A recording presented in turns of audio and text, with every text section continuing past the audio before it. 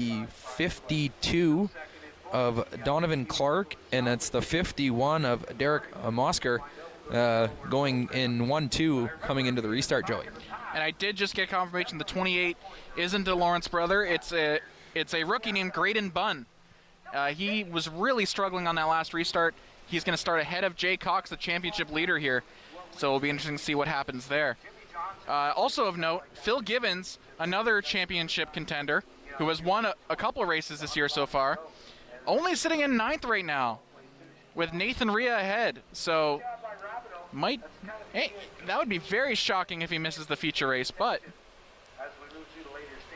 allons-y. Pace car pits, Clark sees yellow and sees green. Here we go.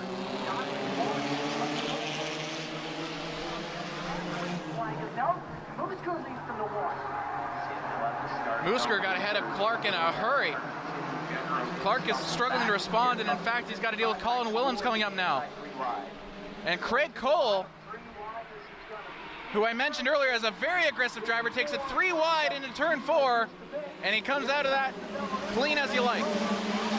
So here we have on our screen too, Givens with the Sterling 15 Roberts. of Roberts, as we talked about Givens out of the coming into the restart here. He's battling for some points as Rabideau's in there as well, and Jay Cox, he's coming around the corner here. He's trying to make a move as well. Tell you what, one of the fastest guys in Delaware history, Jeremiah Rabideau, is sitting in 10th right now. Right behind him is Jaden Chapman, a late model race winner, and that's for the transfer spot.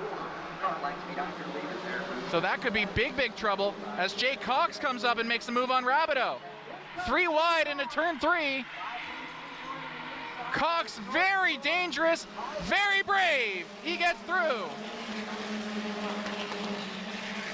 Matty Langford now battling Rabideau for the last transfer spot, and Rabideau is sitting in 11th right now. Can you imagine a world with Jeremiah Rabideau in the last chance qualifier? We might be living in it. Rabideau going to make a move now on Willems. Sorry, Willems, not Willems. The distinction is important because one of them's in 2nd and one of them's battling for the transfer spot. Sterling Roberts gets a shot from Rabideau there. This could get real dangerous near the end. Langford making a move. Rabideau is so good on those corner exits, a much improved spot from last year. He was a straightaway king last year.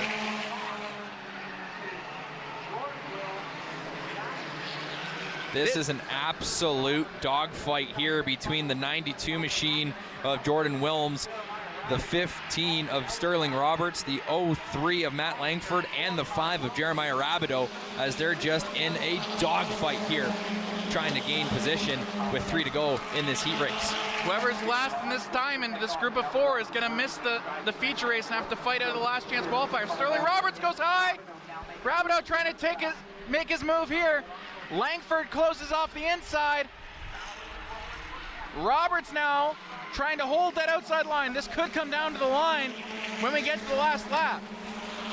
Meanwhile, up front, Colin Willems, not to take his flowers away, is up in first, and we got a spin! It's Craig Cole! Craig Cole hits the wall in turn 1. How about that? Just like that, Jeremiah Rabideau goes from out to in. Craig Cole, the 55, was sitting in 4th and hits the wall, and that might put his night in serious jeopardy. Yeah, as we get a look here on the replay, he's coming across the start-finish line and just absolutely loses control of his vehicle, spins it out, and that causes the caution here as he was trying to restart it up, and he's getting pushed into pit row here, so therefore that shakes things up, as we heard the in-track announcer say. That puts Jeremiah Rabideau in the thick of making the feature without having to go through the LCQ. But what that also does is it gives Jaden Chapman a chance. Jaden Chapman, he is definitely a veteran of Redline Motorsports. He's running a BT racing car right now. He's run Legends cars. His team has a kid stock right now. But He's most known as a late model driver. We got to look at the 55 here in the pits as the crew is looking around the car to see exactly what is going on, what the issue might be, seeing if it's a fixable problem or if that's the end of the night for the 55 machine of Craig Cole. As we mentioned, he was sitting in 4th before that caution, before that spin out. And that's Nathan Rhea down there, I believe, who's helping. No, sorry, that's Tyler Wheel. Tyler Wheel jumping on that, helping out. He's qualified already, but he's trying to help his buddy out down there. And I want to mention that that Triple B racing team is not one to pack it in early if they can at all avoid it. So the fact that they weren't jumping on that right away means I don't think they know what the issue is. Yeah, exactly, as they were just scouring the car to see exactly what went wrong in that instance. We're going to be white flag in the air, last lap under caution here. The cars are going to get ready, double up, and get back to green flag racing here as the pace car will exit out of turn 3.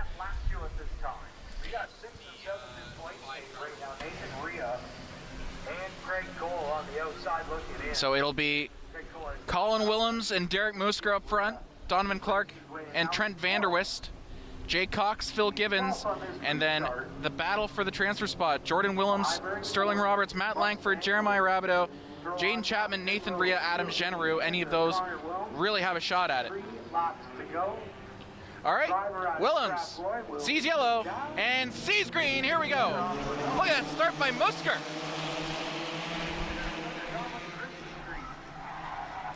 Musker gets off big. Back at the transfer spot, Jaden Chapman is closing down on Rabideau. Turn 3, more fireworks. Everyone's bunched up. It's really hard to track down that number 5 Honda. Last year it was one of the fastest cars just by speed that we've ever seen at Delaware. It's not the car you want to be chasing.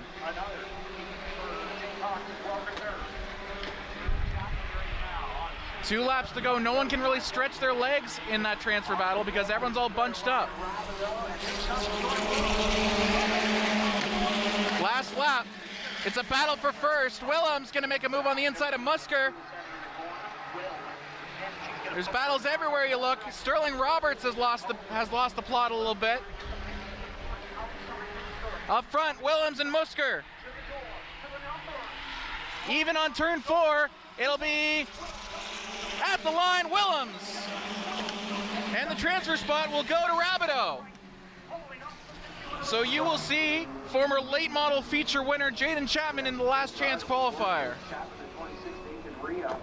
We get a look here of the 17 machine, Colin Willems. He'll make his way to victory lane. Musker's with him. I think Musker wanted to see if he won because it was very close. Based on the timing here, it'll be Willems, as we'll have to wait for the official result. The unofficial timing says Willems by 0.022. Musker, yeah, he will then grab some speed going around and he'll exit the track, take a second place finish here in the heat race, and that's the 17 machine of Colin Willems in victory lane, getting some snapshots of his victory here in heat race 3. Heat race win number 3, that means he'll probably start around 5 or 6 in the feature race later on tonight. First off, we got the V8s. Always a fun class. After this, Delaware Speedway Racing on Rogers TV.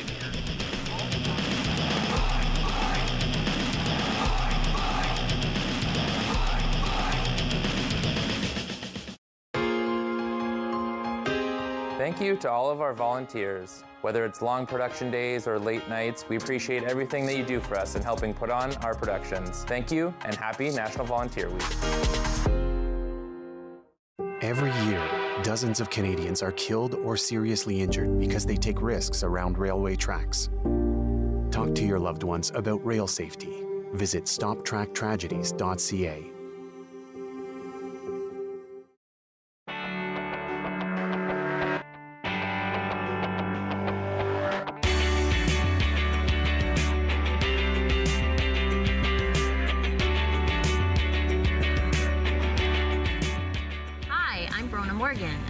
excited to be the new host of LDN ONT TV. Join me and my guests as we discuss the topics trending here in London, Ontario. Tune in Thursdays at 6:30 only on Rogers TV.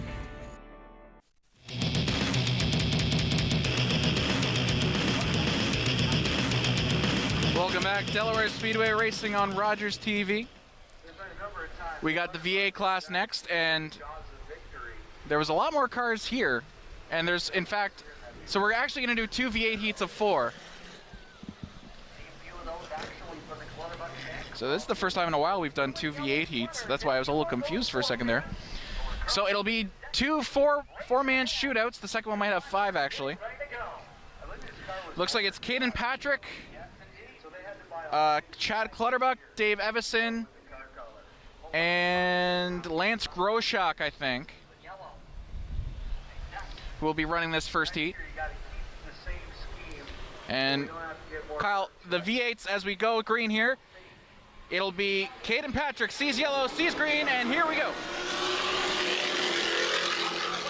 This little 4-car shootout, they run a little different rule set than the others. Yeah, that's right. It's the 21-1 breakout time rule, as these cars have to cross the start-finish line at that 21-1 or higher. If they don't, they have to serve a stop-start at the back straightaway entering into the pits. As we get our first laps here, always going to be above the 21-1 as they're not at full speed yet, so each one had a 22 in change, as now we're going to get rolling here with 9 to go to see if these cars can keep above that breakout time. So the reason they do that is because of the, as you can tell, it's a multi-class race. A lot of these cars run a lot of different templates, a lot of different rule sets, a lot of different base models. So in order to keep it fair, in order to keep it even, they have that maximum time that they have to hit or be lower than, so that it's fair to the slower classes who also run in this heat. Caden Patrick runs a 21.5. Dave Evison's gotten the closest so far, 21.2.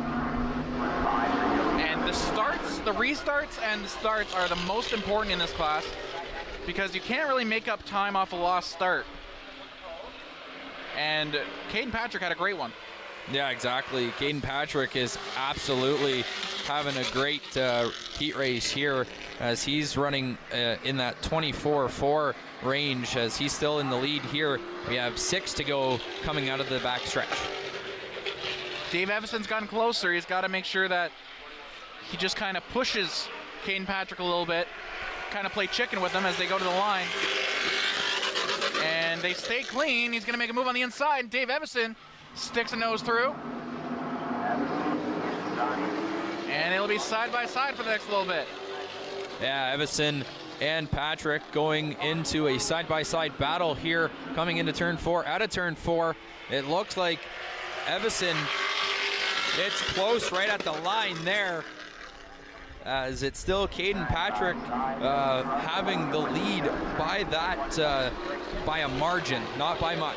And we were talking the other day, a strategy here is get in your competitor's windows, scare him a little bit, get him to go a little faster than he wants to. Maybe even push him over the line a little faster than he wants to try and get him to hit that breakout time. Dave Evison, they're playing it clean right now. None of them are hitting their fastest lap of the race, but they're still battling.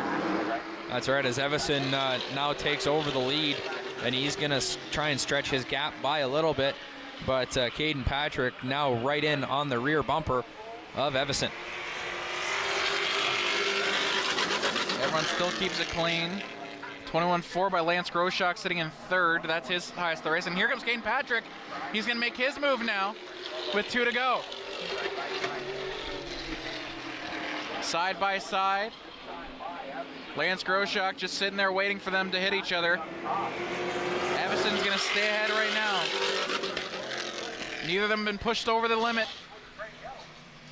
This will be side by side to the stripe. Patrick's strategy here is just stay nose to nose with Evison and then take him at the line.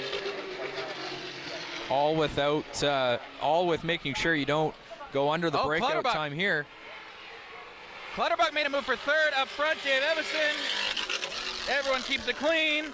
And there's your final. Dave Evison wins heat race number 1. Caden Patrick in 2nd. Chad Clutterbuck made a move and shoved Groshak out of the way for 3rd. Groshak takes fourth after running one of the best laps of the race out of anyone. So that's your first of the four-man shootouts.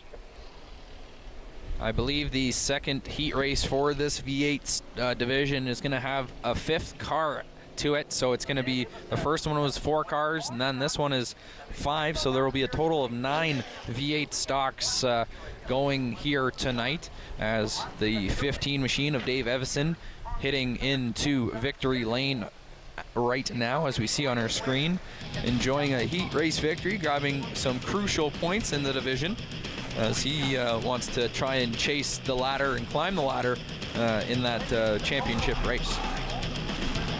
The championship contenders in their heat race on Delaware Speedway Racing and Rogers TV right after this.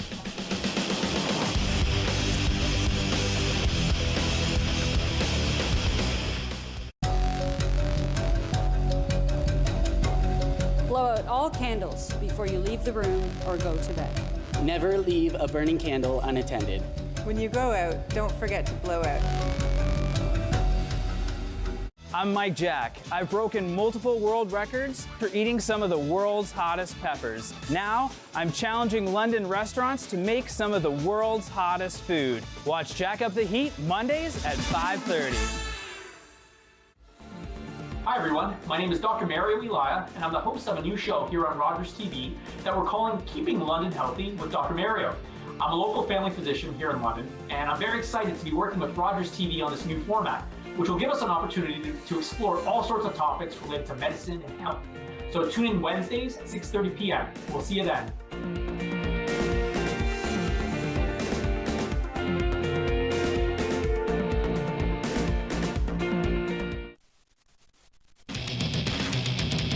Derek Clark actually not coming. Welcome back to Delaware Speedway Racing on Rogers TV. V8 stocks, one of their shootout heats.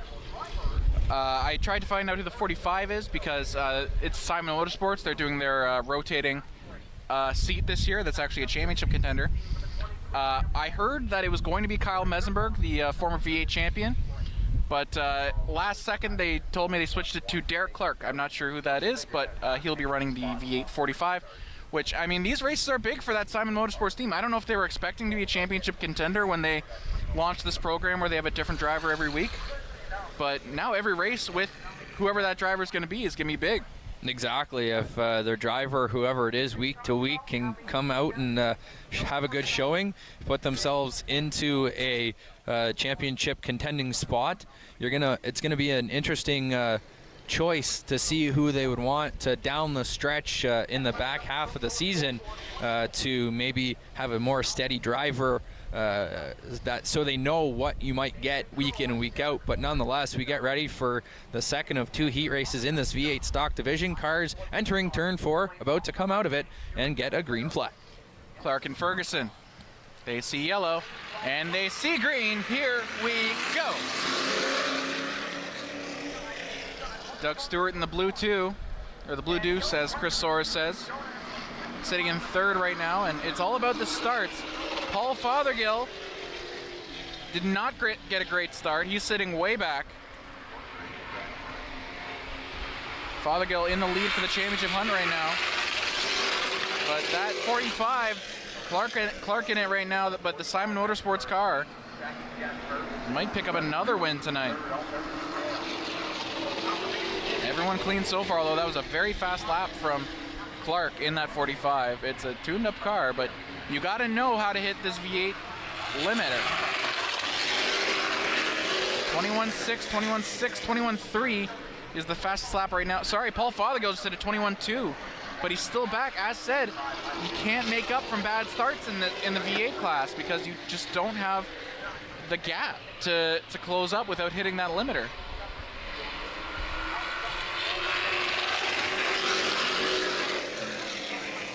Everyone's running their fastest lap so far, but they can't go much faster. Paul Fothergill at a 21.1, and that 33 is the fastest on track. Same with Mark McDonald there at 21.118 out of him, so he's going to have to kind of watch it as he comes across the start-finish line, as the 45 machine is kind of spreading his gap here as he runs a 21.2 in that lap. But the blue deuce of Dougie Stewart, he's making a push for second. There's a lot of room out there to work, so you don't really have to worry about beating and banging like you would in the other classes. You can really just try and focus on hitting your marks, hitting your lap targets. As there goes Stewart. Stewart pulls ahead of Ferguson. And Fothergill is going to try and get ahead of McDonald now. But again, you can't stretch your legs too much, because if you hit that limiter, you get a stop-go penalty.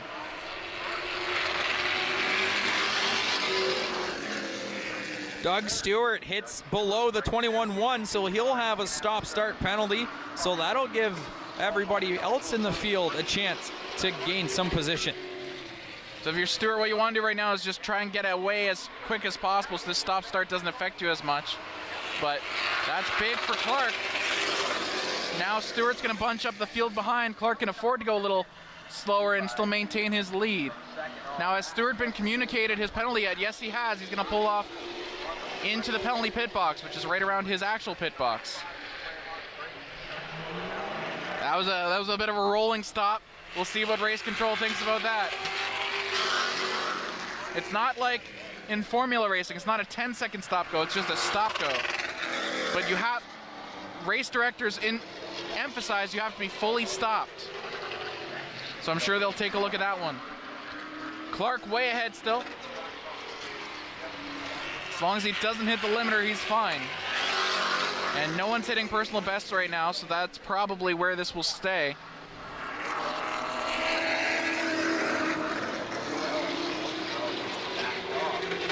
Coming in the final turns here, McDonald might try and make a lunge here on Fothergill, but Derek Clark, in his first race of the season, wins heat race number 2.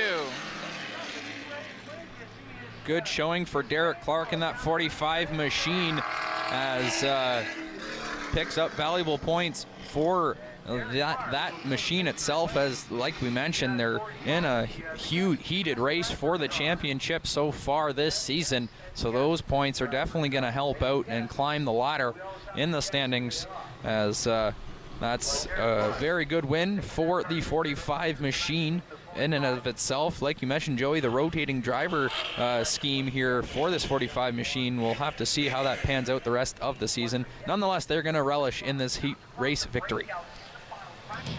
Simon Motorsports picks up the win. Derek Clark behind the wheel. We'll see what happens the rest of the night. We've got late models after this. Delaware Speedway Racing on Rogers TV.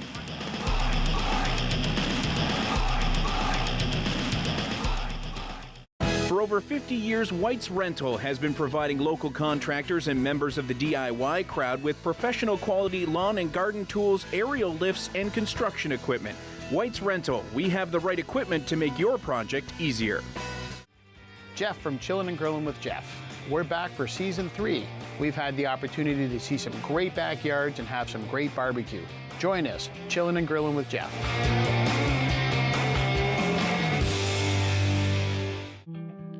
In the family with addiction, the person with the addiction becomes front, center all the time. Addiction and substance use affects all the layers of our society. Everything was about trying to out him and fix him, and I was just done. I always felt kind of different. I never felt the same as other people. Join addictions counselor Dean Anderson for Invisible, Breaking Through the Stigma of Addiction, on Rogers TV.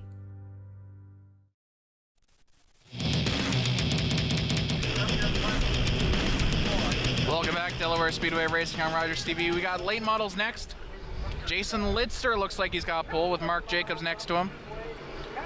And Lidster was an absolute bad luck merchant last year. He's due for some good luck, starting pole in this first heat race. Maybe a chance to pick some up right here. Exactly, Lidster going to have to see exactly what he can do in the 11 machine here in the late model division. As you mentioned, he was a bearer of some bad luck last year all season, just kind of couldn't find the right side of a race, and he will definitely try and keep position here as he starts on the pole. And the 96 of Mark Jacobs going to be in second. The 69 of Lloyd Rawlings third. Matt Robley in fourth. Barry Watson in fifth. The 18 machine of Patrick Friel in sixth. The 77 of Darrell Lake in seventh. And then in eighth position in this heat race is the 73 machine of Cole Powell. And I want to mention in the back here, the on track right now is the 70 of Brendan Vanderwall. And you talked to Taylor a couple weeks ago. Remember that car that flipped upside down? At the time, it was the 10V. Now it's the 70. They've basically had to rebuild the whole thing, and that included ripping the door off that was upside down. And now they're auctioning it off for charity. So, hey, do what you can. So we see here Cole Powell not in this race. In eighth position will be the 70 of Brandon Vanderwall. So Powell might have been bumped up to one of the faster heats. Maybe there was a withdrawal. Nonetheless, Litzer sees yellow and sees green. Here we go.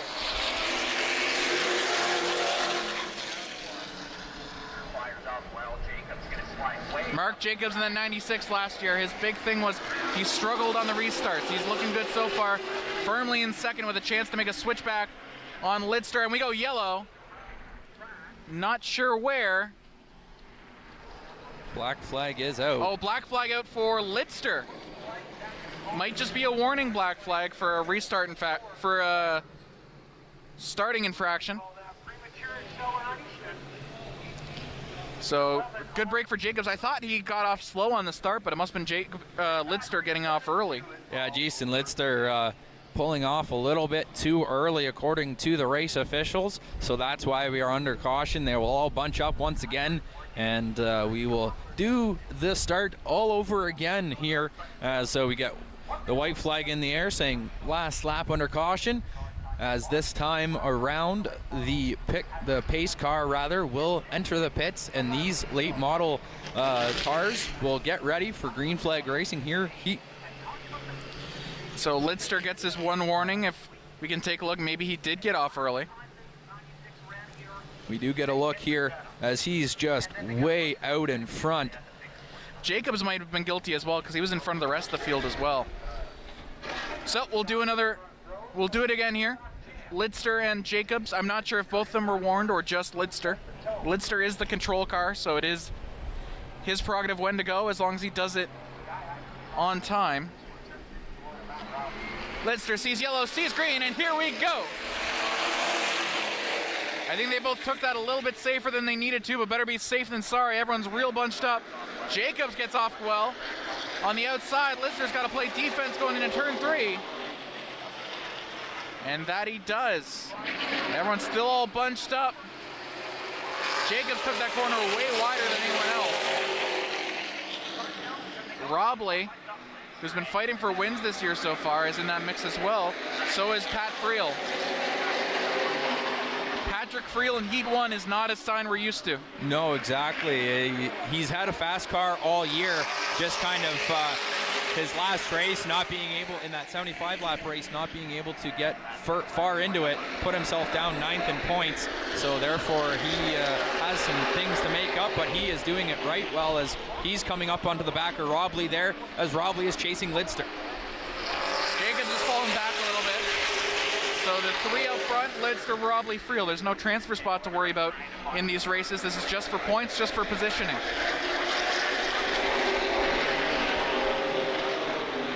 There's kind of 2 clicks here, 1 of 4, 1 of 3, with Jacobs in the middle.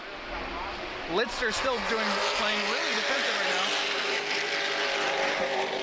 He's still hitting his personal best, but he's swerving all over the track, just trying to defend as much as he can. Robley's going to back off now.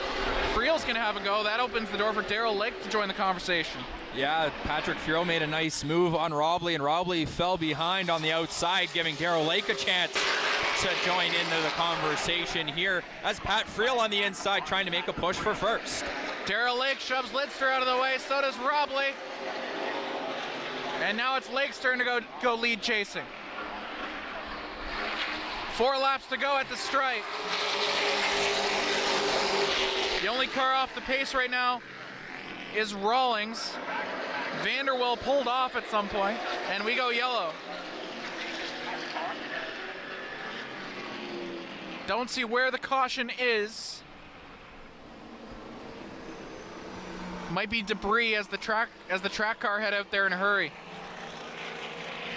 So that will be a big boon for Lidster, Lake, and Robley to have a shot to get back in this race. As we see the side-by-side here racing Oh, it's over there. It's Vanderwall. Vanderwall was in the grass. That's the 70 of Vanderwall here. Out of turn 3 into turn 4. He gets himself the right way. And he gets fired back up, so he'll now try and regain the field here. But as you mentioned now, that gives everybody here, Darrell Lake, Matt Robley, and Mark Jacobs, a good shot here at the restart, as Patrick Friel was making a good push away from the pack. And now he'll have to have a good restart here to maintain top spot in this heat race and pick up some valuable points in the standings. As we mentioned before, in that 75-lap race, unfortunate for him, got taken out 2 laps in, and he's got that car put back together, and it's looking real fast, real quick out there on the racetrack, Joey. And look at this. It looks like they're going to classify Lidster in first, actually, because, well, I'm not sure why, but I believe the ruling is going to be that the yellow should have came out when Lidster was in the lead. So big break for Lidster. He ends up back in first when he was, I believe when the yellow actually flew, was sitting in 5th. I wonder if we have a replay of that. Nonetheless, I'm sure the 11 team isn't going to complain anytime soon, but Patrick Friel's got to be fuming in that car right now. Yeah, definitely have to wonder what the officials here at Delaware Speedway were thinking as to putting Lidster back into first. Nonetheless, Patrick Friel will have to put that aside and just race like he can and make sure he makes his move at the right time with 5 to go and come away with a potential heat race victory here and put himself in good position for the feature race, as we have Lidster first, Friel second, Robley in third, Lake fourth, Jacobs in 5th, the 45 of Barry Watson in 6th, Lloyd Rawlings in 7th, and then the 70 of Brendan Vanderwell finishing up the field in 8th, as Vanderwell was the cause of the caution. So it will be interesting to see how this plays out. Friel's got to keep his head. Even if he's frustrated about the decision, he can't drive angry. You've got Lidster next to you, who's also desperate for a win, and Lake behind you, who's one of the most improved drivers we've seen all year. Pace car pits, Lidster sees yellow and sees green. Here we go. Good start for Friel. Lidster's going to push him up to the outside, and Friel gets ahead. Halfway through the race, Pat Friel in the lead. Darrell Lake, who was in a position to go lead chasing now, is mired in 4th. Lidster's a fast driver, but that car might not be fast enough to chase down Friel. And with Lake battling with Robley, neither of them are in a position to go lead chasing either. 3 laps to go at the stripe. We get a good look here on our screen of Robley and Lake in a battle for 3rd and 4th. A little bit of contact between. They're able to keep it straight going into the backstretch. Friel's still in the lead.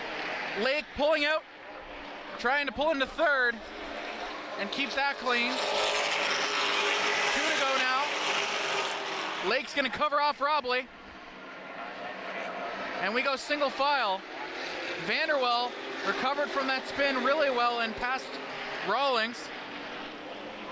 Final lap, Patrick Friel in the lead. Kyle, take us home.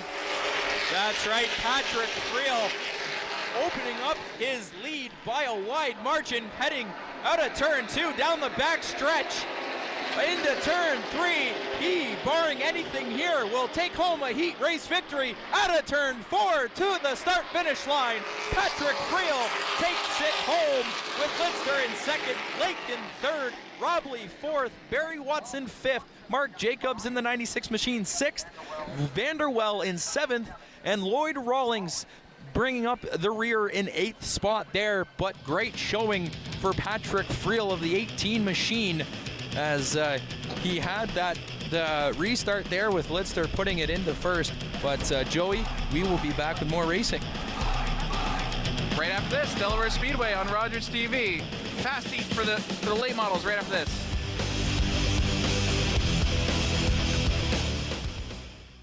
When you choose Pizza Hut, you're supporting a local, family-owned and operated business. We've been serving our community for over 35 years and take great pride in what we do.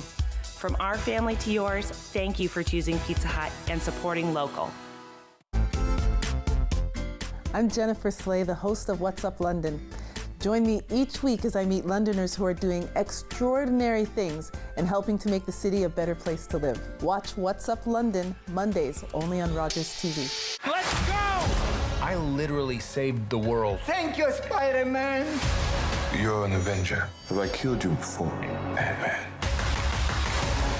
He's a monster who thinks he's a god. Everything you call a life, I will burn out of time. Oh, we're all gonna die.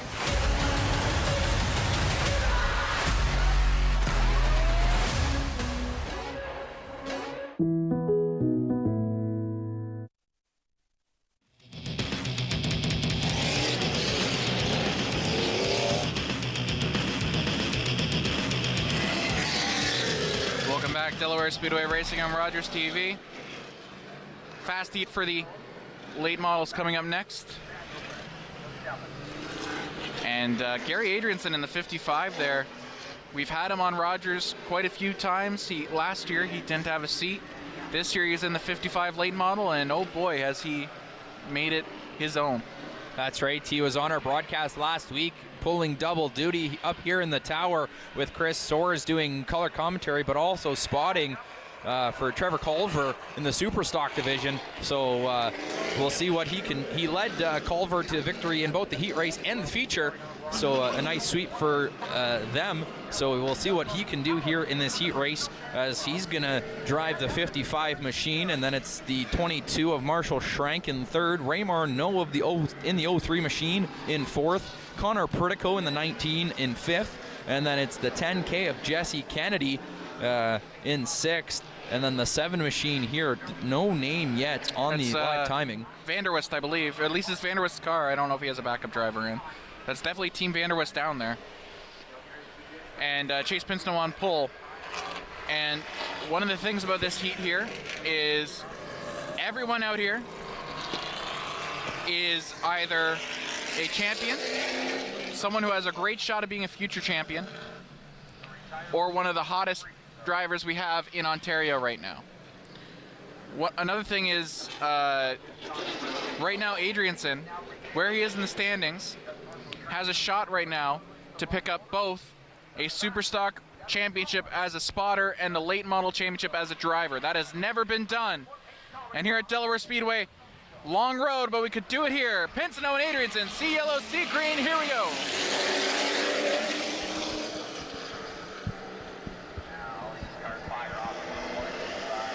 Everyone kind of had an equal start. Only Schrank fell back. Everyone else still up, contending. Pinsnow has a good exit there, but Adrianson takes the lead. He's going to try and cover up Pinsnow, and he does. Gary Adrianson takes the lead, and he's going to look to stretch his legs now. Adrianson looking great here. We get a look at the battle for second and third. That's Jesse Kennedy in the 10 machine. He's battling Chase Pinsnow, the 22P, as the middle of the pack is starting to bunch up just a little bit. Ray Morneau, we saw in the bottom of our screen, get a little loose there, but he keeps it straight. Still green with Adrianson in the lead. Everyone's single file right now. In these kind of races, you have another race tonight, so maybe the moves you make aren't going to be as dramatic. So you got to pick your spots. You got to do a long circular move. Like Pritico there, he was winding that up since the start of the race. He makes it happen 3 laps later. Good move by Pritico there as he gets around Jesse Kennedy of the 10 machine. But it's kind of a 2-horse race here as Adrianson and Pinsnow have kind of pulled themselves away at the front of the pack. Pritico doesn't have a ton of time to chase down the top 2. Adrianson and Pinsnow have run pretty equal laps so far. Adrianson slightly ahead. Pritico has is catching up a lot, actually. Connor Pritico runs an 18.2 there. He's the fastest man on the Speedway. Everything I say about Connor Pritico, he disproves immediately as we're halfway through now. That's right, as he's now made it a bit of a smaller lead for the top two cars here, as he's now in a chase of Pinsino for second, ultimately trying to get to Adrianson, who's in first. The top three pulling away now. Kennedy sitting in fourth pretty comfortably. Vanderwist, Morneau, and Schrank aren't really seem to be making any moves anytime soon. Morneau has a very fast car. He's the defending champion, but he's stuck behind Vanderwist right now, who he was fighting for that championship. They're not used to looking up and seeing 4 cars ahead of them. They're used to being in front. As we get a look for the top three here, it's Adrianson, Pinsino, and Pritico's closed the gap. So he's looking nice and racy and fast tonight as he's trying to now make a move. We have 2 to go down the back stretch. Adrianson still holding on. Pinsino has to decide, does he make a move for the lead or does he defend from Pritico? Last lap. Pinsino holding position. He's not looking prime for any dives. And they're gonna stay straight. Pinsino gets a good exit, but Adrianson stays ahead, and Gary Adrianson wins heat race number 2.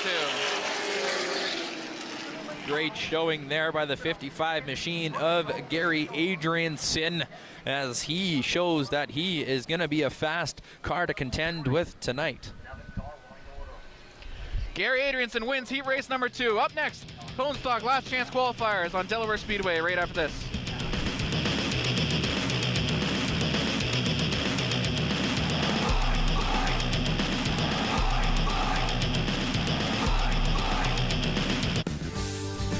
Welcome to Treat Yourself on Rogers TV, where Terry and I go out to local salons and spas and have services done on us so that we can tell you all about them. So that you can treat yourself. As each day passes, we have one guarantee. The sun will rise in the morning and set in the evening. Like the sun, you will also have a time to rise and a time to set. Hi, I'm Dan Mailer. I'm the host of London Lights, the show where we talk about notable Londoners who have made a big mark, big impact on the world of music, entertainment, sports, politics. Today our guest is Jonathan Hollow, Yuri Poole of the McCartney years, the one and only Jim Chapman, Peter Brennan of Jeans and Classics fame. London Lights, Thursday at 8:30.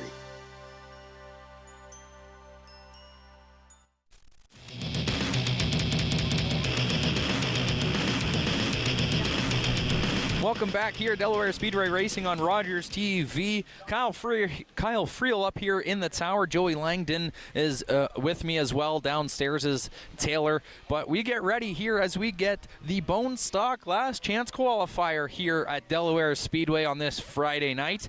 It's going to be 15 laps, and I believe the top 10 will get through to the feature race later on tonight, as we are having a great night of racing. Already gone through 3 heat races in the Bone Stock division, and then 2 heat races in the V8 stocks, and just finished the 2 late model heat races, as Joey's back here with me here. Joey, we're getting ready for the Last Chance Qualifier. What do we might have to look forward to in this race? Well, from where everyone is lined up right now, you've got a lot of interesting cars up front. Jenner in the 25 Mitsubishi. We mentioned that was his car last year. He was running a different car this year and was running really well. He switched back to the Mitsubishi, and now he's got to get out of the Last Chance Qualifier. Cassie Howard's here as well. She's won a Last Chance Qualifier this year. Sarah Wheel has looked strong. She's got a very similar car to Tyler Wheel, who finished second. Carl Bartlett in the 94, well, there's your problem Chevrolet.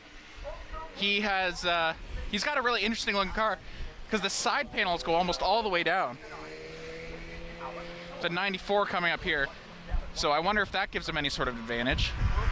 Yeah, we'll have to wait and see here. And there's some trouble on the front stretch here as cars had to slow up the 3 machine there that went into the front wall in its heat race is now going to have to go off, as it looks like some mechanical issues. No, that car having mechanical issues? Yeah, as we can see there's some ratchet straps or toe straps trying to hold on it looks like the radiator there, as now he'll have to get a push into pit lane, as that car does not look drivable here. So that was Kenny Jacobs, who was scheduled to start this race in 5th. That'll bump everyone up one. So now we get the white flag in the air. Last lap under caution here as the Bone Stocks get ready for the LCQ, as the drivers are looking for that one last chance to hit to the main feature tonight at Delaware Speedway. Jaden Chapman, a late model race winner, is on pole. Next to him, Nathan Rhea, who's won races in this class. Adam Genereux, who's been one of the most improved drivers of this class. Craig Cole, always a fast driver, former race winner as well. Cassie Howard won a last chance qualifier earlier this year. A lot of interesting cars in this race. Cassie Howard and Jesse Howard starting close to each other as well. We'll talk about that more as the race goes. Jaden Chapman on pole. He sees yellow and sees green. Here we go.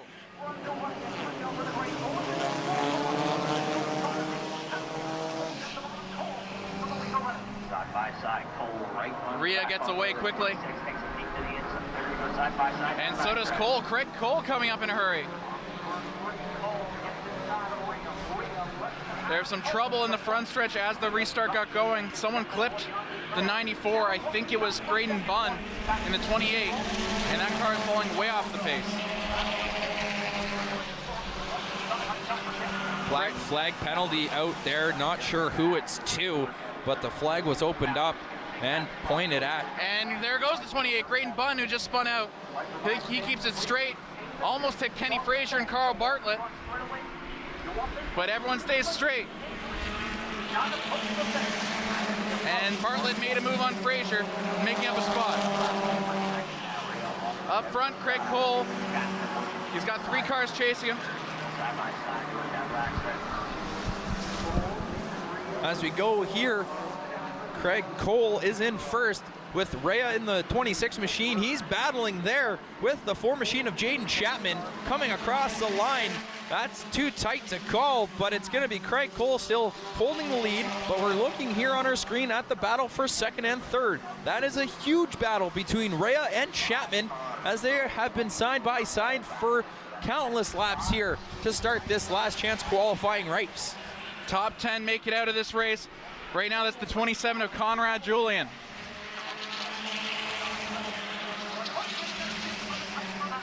As we have a red moon in the air, we got a spin. It's Jesse Howard. It looks like some severe damage on that 23. Yeah, the back end of Jesse Howard's car is looking a little worse for wear there. They might be able to get that off and ready to go back into the race here, but that's going to put her to the back of the field. She was sitting 1 spot away from the transfer spot. She was sitting in 11th, so that's going to be something she'll have to try and push her way through if this car can resume in the last chance qualifying race.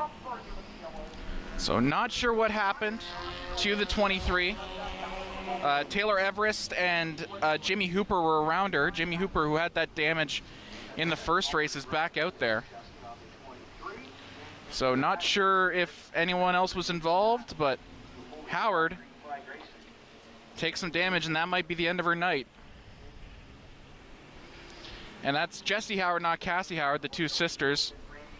And Cassie Howard's been having a pretty good season. Jesse Howard, who has been contending for Rookie of the Year, that's not a great sign for her. On the back, 3 cars got held up there by the track car. Frazier, Bartlett, and Houston. So they'll have to speed up to make the rest of the field. As you look at that BT Racing Group, that's Mike Howard and Chris Lawrence over there. Chris Lawrence, former Bone Stock champion. He's got a captain's hat on because he's the captain now. He's not racing, he's just helping everyone else out. Yeah, Dad there, Mike Howard, precision work. We get the bumper off, and they're giving the pat of the hood to Jesse Howard, and she's going to make her way back to pit lane to try and re-enter this race. As mentioned, she will have to start at the back and make her way to the front, at least into 10th. If she wants a chance to get to the feature, she just has to get to that 10th spot that's currently held by Conrad Julian. as we'll have to wait and see what her car can do here as she's going to be re-entering this race. As an instant car, she'll go to the back. No one's been lapped yet, though, so she'll still be on lead lap. She'll be with Ryan Houston and Carl Bartlett in 20th and 21st. We've lost Kenny Jacobs, and actually both Clausens, Hank Clausen and John Clausen, did not enter or withdrew after the first lap as well, so they're out. So we've lost 3 cars so far from this heat race, or from this last chance qualifier, I should say. Howard at the end of the field. She's going to rejoin next to Houston with Bartlett and Frazier ahead of them. And we mentioned Carl Bartlett's car. I was talking to him earlier. He's really not happy with it right now with the setup. Says it feels really slow right now, but what it is really wide, so that's going to be hard for other cars to pass. Pace car pits, Craig Cole in first. And here we go. Cole gets ahead well, and look at that. Jaden Chapman's going to follow him through. 3 wide into turn 1. Jaden Chapman with a great move. Adam Generou also trying to get ahead of Rhea. The back half of the field wasn't quite doubled up, so Jessie Howard is going to be way mired back because she couldn't double up next to Houston and Bartlett. We just saw the 27 of Conrad Julian trying to make a move there with Jesse Herzl as they're now battling for position, and Conrad Julian moves up to 8th. Now Stan Cook has 10th in the final transfer spot. That's the 74 car, Stan Cook. And Jesse Howard pulls off. Wasn't feeling it, so that's another car we've lost. Craig Cole in the lead, pulling away now from Jaden Chapman. That 55 is one of the faster cars at Delaware. Took the last couple of races off last year because of some issues with the car, and now it's back, and boy, it has not missed a step. 10 laps to go. That's right, Joey. The 55 machine of Craig Cole is showing why he's always going to be in the talks of finishing near the top of not only races but championship points as well. As we look here, as that was the 25 machine of Adam Generou, and now it's the 27 machine of Conrad Julian, who is mired back in 12th now. Number 10, in 10th, number 95, Taylor Everest is now in the transfer spot. Craig Cole's going to have to deal with his first lap car in a second here. Carl Bartlett, the really wide car, he was really frustrated with it in practice, and you can see why now. I'm not sure if that was from the damage of the incident with Len Sterrett in the first race, but either way, Craig Cole's going to make his first lap car. There's the transfer spot, Taylor Everest, the number 95, trying to get himself some breathing room here by getting ahead of Verburn. Everest is the one chasing. Sorry, Hooper is the one chasing.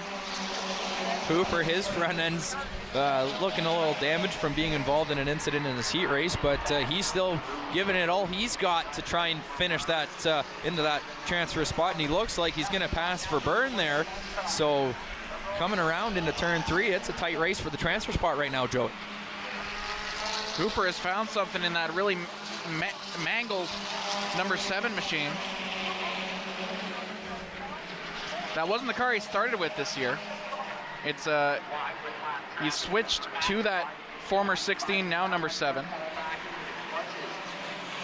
And he is moving. Still sitting in that transfer spot. Michael Verburn behind.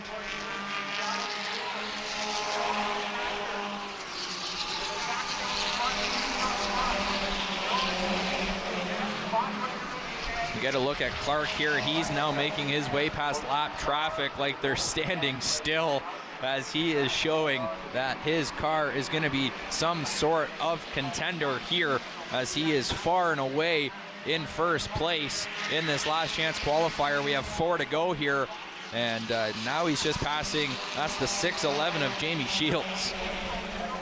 Shields sitting in 15th right now, and he is tracking down Graydon Bunn in the 28. That's the former championship winning car, the 28. Yes, it's being driven by a rookie, Graydon Bunn, and not Chris Lawrence, but that's still a former championship winning car, and Cole's looking to lap it. He's going to lap Bartlett here in a second as well. And there's Hooper in the transfer spot still. Verburn really bearing down. This is going to be the battle to follow as we have 3 laps to go. Oh, Cole! Craig Cole! Craig Cole's going slow. And Jaden Chapman takes the lead. Oh no, what can go wrong for Craig Cole just went wrong as he lost all power to his machine and will have to exit on the backstretch into pit road, and that just gives everybody an opportunity here to gain some spots and change the course of this last chance qualifying race. We stay green, final lap. Craig Cole has no power. I don't know if you can even get off the speedway. Jaden Chapman in the lead by quite a bit. He's going to take the win, provided any other craziness. Out of turn 4, Jaden Chapman wins the last chance qualifier. Now we go down. Michael Verburn is in the transfer spot. He's going to have to deal with Jesse Herzl chasing him. And it will be Verburn ahead of Herzl, Bunn, and Bartlett for that last transfer spot. What a crazy race. Craig Cole and that Triple B Racing team got to be disgusted with that. Inches away from victory. Now they don't even make the feature. What craziness. We'll be back. More Delaware Speedway Racing on Rogers TV after this.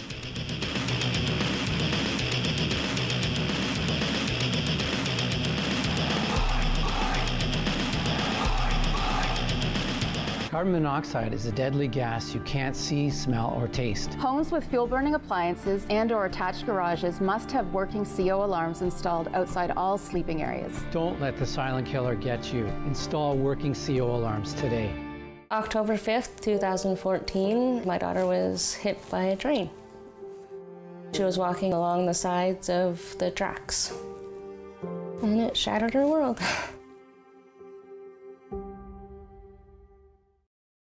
So you've got 1,000 people and you've never had homelessness. There's no shelter. There's no there's no counting. One of the communities we went to in the Northwest Territories, quite far north, that had 1,000 people. They had just built their first shelter, and they were saying they were still getting people coming in.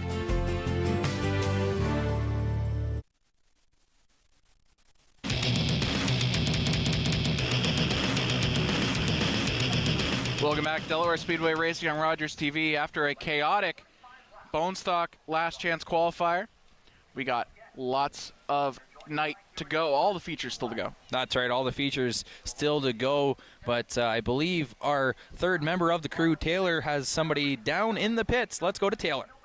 Indeed, I have Patrick Friel here with me. He won the first heat of the late series. Just tell me how the car felt tonight. The car's on rails right now. First of all, I can't thank the team enough. 2 weeks ago, last time we had an interview together, it was sitting over at the trailer on jack stands all wadded up. So the past 2 weeks, they've been at my shop more than I even anticipated, but I can't thank them all enough. My father, Darcy, Brandon, Rick, Caleb, which is Rick's son, my mother, my girlfriend. They've just been so supportive, and I owed it to them, and they got this thing on rails right now. So I can't wait for the future. Awesome. And as the temperature drops tonight, what does that mean for the car and for you? So the car definitely is going to tighten up as we cool off here. So the teams actually were just bouncing ideas off each other and seeing what we can adjust. On the long run there, I did feel the car is starting to change. So as it cools off, that change is going to definitely change our car, and we want to be there at the end. So we're going to come up with something here. It's just a matter of making that right call, and crew chief is behind camera right now doing his thing. So I can't thank him enough. Like I said, all the fans, I got people from work out up in the grandstands, and then girlfriend, she's back home. So, and my niece, she just got out of the hospital. So thanks for watching, Lane, and I love you. Best of luck tonight. Joey, back to you. Thank you, Taylor. He missed a crew member. What happened? What happened to his crew member? Yeah, our little one has had some health issues all throughout her life, really, and big UTI problem and stuff like that with different things going on, but nonetheless, she's back home healthy, watching on Rogers TV. So I thank my wife Kate and Lane for supporting us here on Rogers TV and supporting obviously Patrick Friel, watching him race. They're usually here watching him live, but today they have to watch it from home. So thank you for also staying home with her to let me do what I love to do in broadcasting. So I appreciate everything you do at home, Kate. I love you, and it's going to be a great night of racing here, as we still got 3 features to go: bone stocks, V8 stocks, and late models. She's watching the kids, so you can talk jibber jabbers in front of this camera? Yes. All right, duly noted. We'll be back. More Delaware Speedway racing on Rogers TV after this.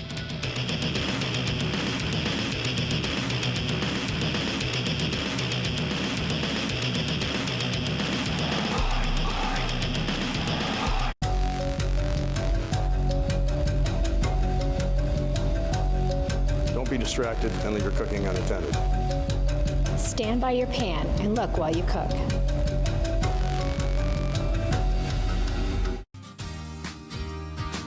Hi everyone, my name's Ranger M. I love to knowledge share, and that's just what I'm going to do with you. So come on, let's go learn with Ranger M.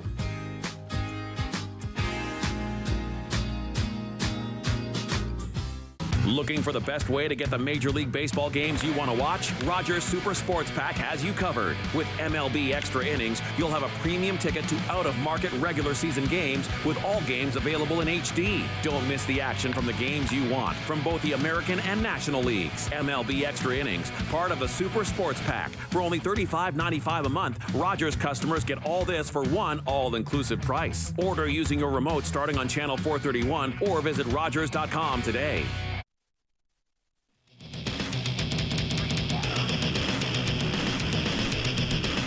Welcome back. Delaware Speedway Racing on Rogers TV.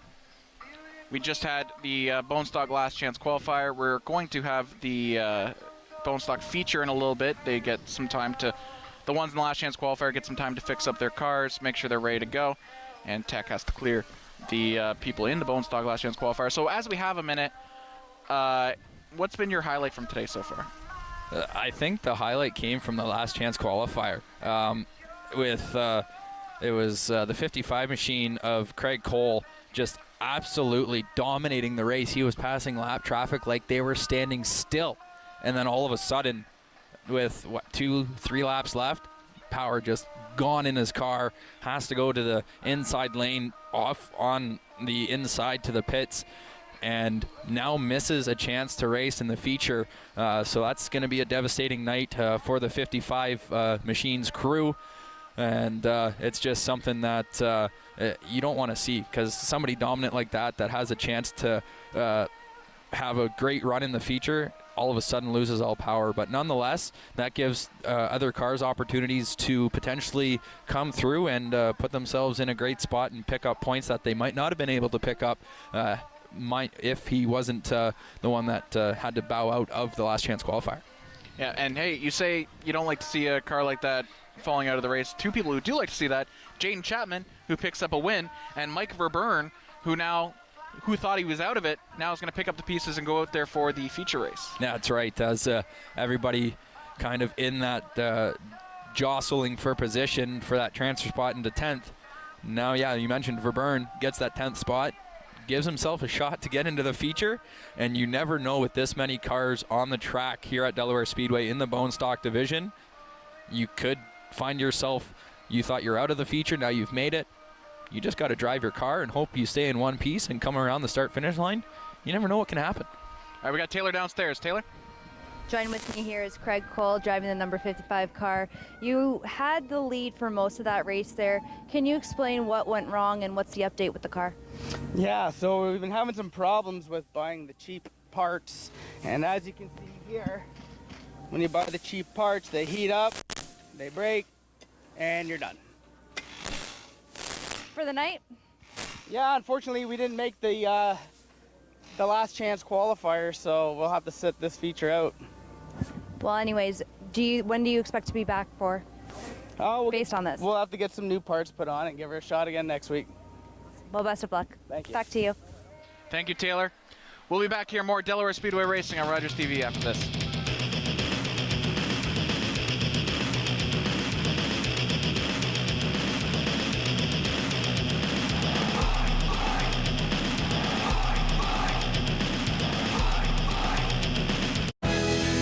get caught unprepared this summer, White's Rental is your one-stop shop for lawnmower tune-ups and repairs. You can visit us at our new location, 785 Little Simcoe Street.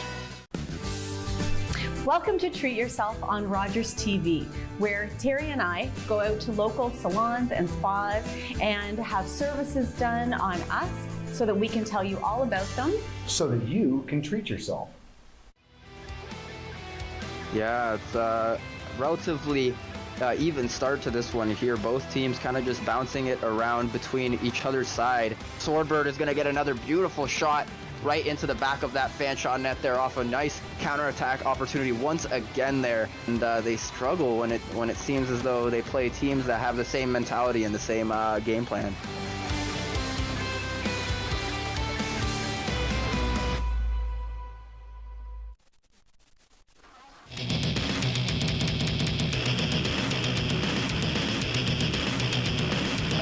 Welcome back, Delaware Speedway Racing on Rogers TV. We got the Bone Stock feature coming up shortly as the cars make their way into pit lane. We've lost some really good cars out of that qualifying race. I am just looking down the track. I see Sarah Wheel. I see the former champion 28 being driven by Graydon Bunn tonight. I see obviously the 55. You've got Willems, and the 92 is not going. What's interesting is 51 Musker, who did qualify, is not going out there. Wonder if something happened there. But it's so brutal when you have this many cars coming out. You have these guys who spend weeks and weeks working hard on the cars. You got the sponsors who are paying. I know the 94 who did not qualify, they have a sponsor out in Scotland, and now just because of the amount of cars we got out here, they're not going to qualify for the feature race tonight. So, I mean, it's so brutal with this high car count, but that just makes it more entertaining. That's right. It's that give and take that you have with. You want to see as many cars as possible because it then makes, for drivers that might not get an opportunity to drive other divisions or anything like that, they get a shot at racing a car here at Delaware. But then on the flip side of the coin, you have that many drivers, not everybody's going to make the feature, so you're going to have to weigh the options. It's like, okay, do I enter the division where there's going to be a lot of cars and I might not make it? Or do I just say, hey, let's kind of maybe watch it from home or come live and watch it? So it's that risk you're going to have to take, but week in and week out, you don't know, because of that high car count, what can happen. Right. So 1 week you could be completely out of it, then the next week you're right in the thick of things and you're battling for a heat race win, a feature race win, and you just don't know week in and week out what's going to happen here in the bonus stock division with the high car count. We just saw that Jimmy Hooper, Michael Verburn, they thought they weren't going to make it at all. They thought they were heading home. Craig Cole loses power and they're suddenly in the feature race, which we have after this. Delaware Speedway Racing on Rogers TV.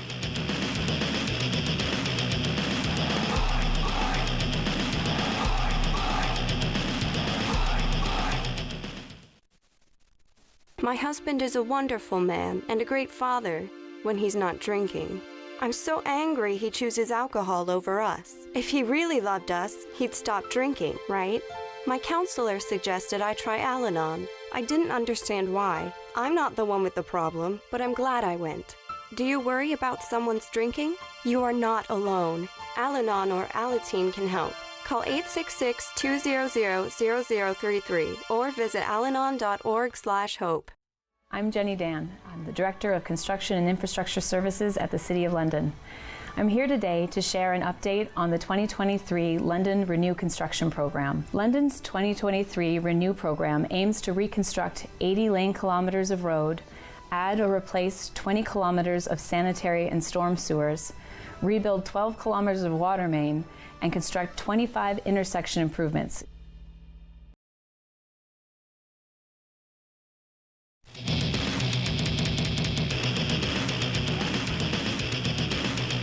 Welcome back, Delaware Speedway Racing on Rogers TV. Cars still getting into position for the Bone Stock feature race in a little bit. We've had tons of other racing tonight. We're gonna head downstairs, Taylor, with Gary Adrianson. Here with Gary Adrianson, who won the second heat of the Pro Late Series. Can you tell me how your car's feeling tonight? Actually, it was good at the start of that heat race, but it's starting to tighten up, so it's getting cold out. I expect it to get tighter yet, so we're trying to make adjustments to predict how much tighter the car is going to get. So But other than that, we're good. Our car's fast. It's got some raw speed in it tonight, and yeah, we're looking forward to hopefully winning a race. Awesome. Well, best of luck to you. Thank you very much. Back to you, Joey. Thank you, Taylor. So, as we're getting started here, we're looking at the bone stock field ahead of us. It looks like Tyler Wheel is going to have pole, and that's a big one for the Ingersoll Auto team. The first race of the season, Tyler Wheel was on fire. So that is a big jump for him being on pole for the feature, and he's got the car to do it. Behind him are two teammates, that's Rob Wollaston and Joe Kicks. And as we look down the field, is there anyone here close to the middle of the field that you're thinking, wow, they're going to be moving up soon? I believe the 51 has now entered the line, so he was the one car beside Craig Cole that we were like, oh, what's going on? He hasn't made it to the line yet, but now he's in line for the race, so that's obviously one you're going to have to watch out for. And obviously the 00, that's going to be a car you're going to have to watch out for week in and week out. The championship leader right now. Yeah, that's the championship leader. And then down the Jeremiah Rabideau, he's way back in the middle, and he's a very fast car, so he's obviously going to be one that's going to look to make some moves here in the feature race. So those are kind of the cars I think we got an eye out for starting back further in the field that will make some moves going forward. Whether it's early, mid, or late in the race, they're going to make some moves nonetheless. You also see Sterling Roberts, the 15. Early in the season, he was picking off second, third. Now he's sitting back in about 16th, I believe. So that'll be interesting to see if that car still has the pace in it, or maybe it's sort of fallen off against its rivals. I see Len Starrett out there. It's good to see the Starrett Racing team back. That team had a really dramatic season last year. They were down to a one-car unit rather than a two-car unit with Len in the car. And it's good to see them back. That's always been a quick car. It's one of those cars that will always start off really fast and then fade off later in the race. But if they figure that out, I mean, that's another car to watch out for. So we talked about the bone stocks a lot. We're still getting set up here. Later tonight, we got the V8s and we've got the late models. What storylines are you following around those? The V8 stocks, it's obviously what can Paul Fothergill do.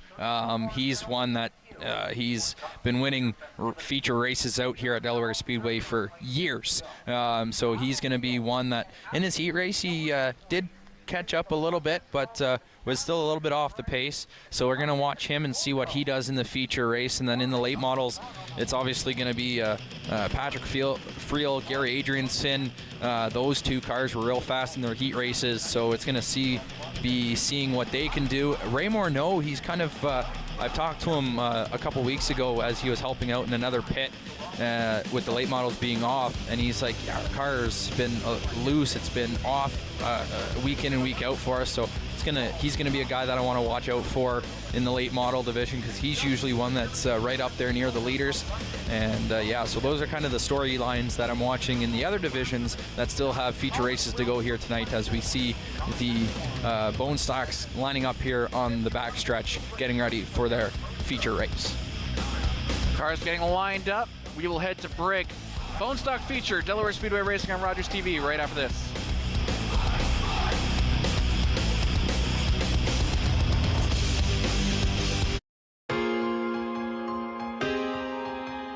I just wanted to take a few minutes to thank all the dedicated volunteers throughout the summer and the winter months and through the years for all your hard work and your dedication to giving up your weekends to come out and be part of the volunteer program here at Rogers. So I just want to say thank you very, very, very much.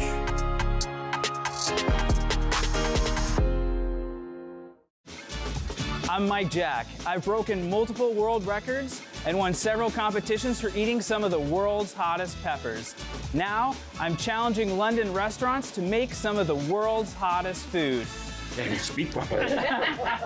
Oh, how are you doing, man? Uh-oh.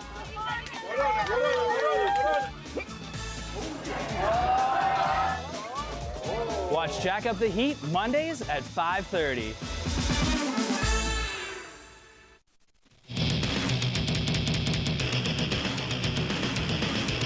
Welcome back, Delaware Speedway Racing on Rogers TV. Tyler Wheel has control in this bone stock feature. And then two teammates behind him, Rob Wollaston and Joe Kicks. A lot of storylines to follow in this bone stock feature, but also a lot of cars to follow. One of the biggest entry lists we've seen, and about, by my count, 14 of the cars that entered tonight did not even qualify for the feature because we just had so many entrants. Yeah, that's right. Here on the live timing app that we use here at Delaware Speedway, 37 cars in this feature race here.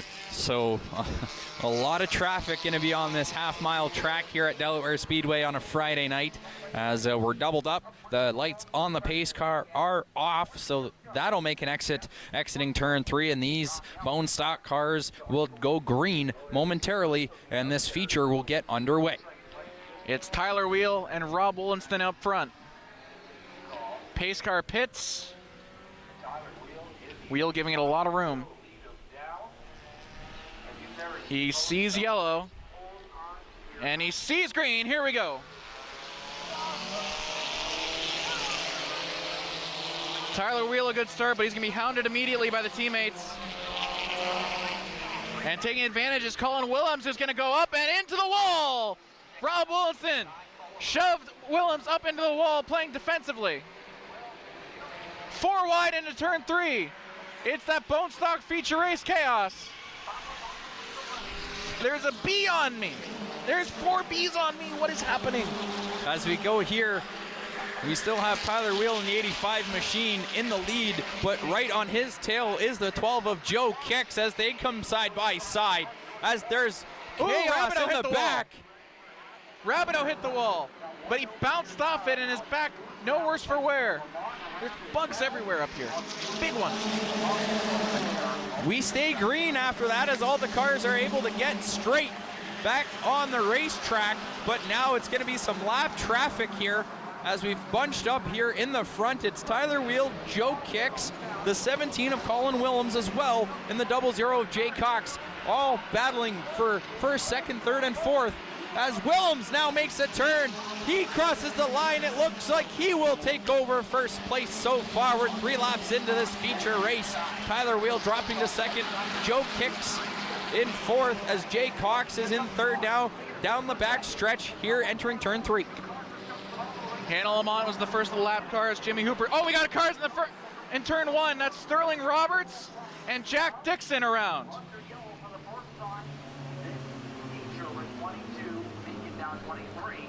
In turn 1, which is always a monster here, Dixon and Roberts, who were fighting for race wins earlier in the year, they were marred in the middle of the field and they got into each other.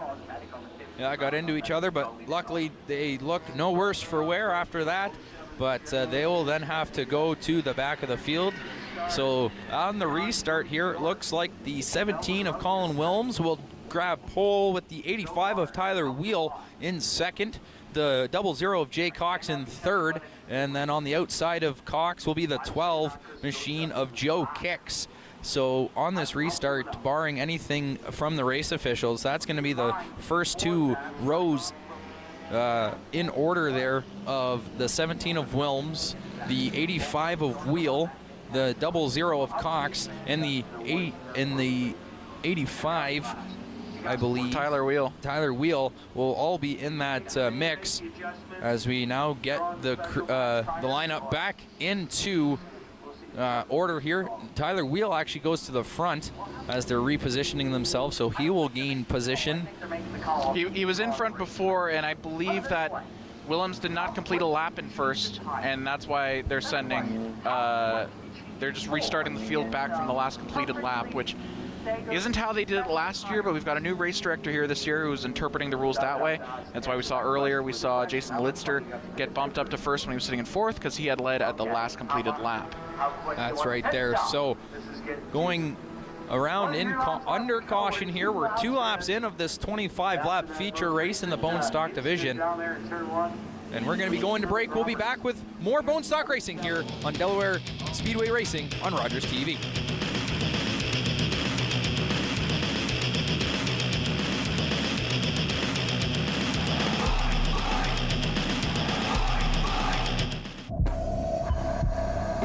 This is a man's heart, a heart in desperate need of medical attention. But because 78% of Indigenous people experience racism in healthcare, he may not get the help he needs.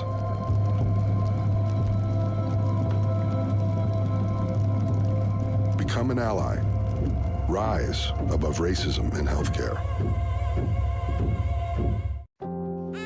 Connection. We all need it.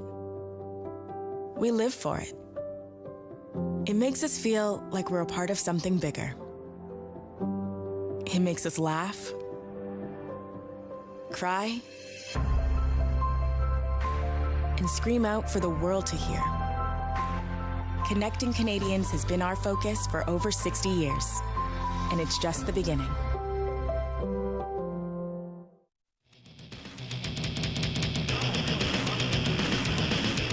Welcome back, Delaware Speedway Racing on Rogers TV. Tyler Wheel still in the lead. We're under yellow flag conditions right now because of an incident between Jack Dixon and Sterling Roberts, who are both back on the Speedway, but they'll be classed behind Lamont and Hooper, who are in danger of being lapped. Lamont actually was lapped, but she gets her lap back because of the incident. So, lucky break for Lamont and Hooper, who will stay on the lead lap for now. But those cars up front, Tyler Wheel and Joe Kicks, who they haven't been really contenders for feature race wins this year, but my goodness, this field this year, we haven't really had a group break away from the pack like we had in previous years. Last year, we knew from race 3, it was going to be the Lawrence brothers, Phil Gibbons, and Jeremiah Rabideau. This year, we don't have that. Jay Cox is in the lead, but he hasn't broken away. So, Tyler Wheel up front, he's not in the top 10 right now, but he could do that right now. He can make a big splash if he takes this win. Pace car pits, Wheel and Kicks up front. They see yellow, and they see green. Here we go. Jay Cox looking to do a special on the outside. Gets the grip. Can he hold it? Kicks plays defensively. Wheel gets pushed down. And Williams is going to follow through.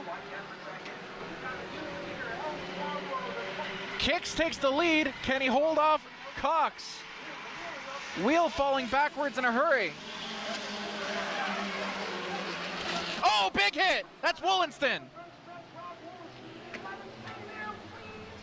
Woolinston got pushed off the line by, I think that was Rawlings, and goes in backwards into the inside wall. Let's take a look. It's the 11 machine gets loose and just kind of falls down from the outside down onto the 54. Onto the 54 and just kind of spins himself out there. So the 11 must have cut a tire, causing him to lose that positioning. And talking to the safety crew here, and they're probably gonna, yeah, you can see there the back left. The back left tire is cut down. So maybe if that's the only issue, then it's maybe a quick fix, and he might be able to get back on the track here. So nonetheless, we get a look here. He's going to try and drive it off. Here's another look at it. There's his teammate, the 12. Just back here, just off the screen. We get a look here, and then into the wall. He's already backwards at that point. He's already backwards. In with the 54, though. That was Trent Vanderwitz that makes contact with him and cuts down the back left tire. And nonetheless, second caution of the race here in the Bone Stocks, as now they're going around trying to get the 11 machine off the track. And Tyler Wheel has 3 horseshoes, 7 clovers, and 2 rabbits in the back of his car right now, because he is going to be classed back in the lead because the race director is going to rule they hadn't completed a lap. So Tyler Wheel has lost his lead twice and has gotten it back without once making a pass. I mean, now he's got a chance. He's going to make use of this lucky break he's got. And Jay Cox, who this year, when he starts on the outside, what he does is he'll immediately make a pass in turn 1 on the outside. Now that you know that's his strategy, though, Joe Kicks, if you're on the outside, do you break out to try and cut him off, or do you just hope you outrun him? I think it depends on how you get through on the restart. If you get a fast break, yeah, sure, maybe try and get out and cut him off so he can't make that pass. But if you can't get clean enough out there, don't put yourself in a spot where you're going to get crunched up or spun around. So, yeah, it all depends on how you restart there. But, again, you go back to Tyler Wheel. He's got to make use of this restart here. He's had an opportunity to restart very well. He has not. He's had cars pass him, so he's got to make use of this restart here if he wants to be able to maintain this lead here. We still have 23 laps to go here in the bone stock race. As we're going to stay yellow for a little bit more because some cars in the back are having to be juggled into their proper position. So while they do that, we'll head to break. Delaware Speedway Racing on Rogers TV after this.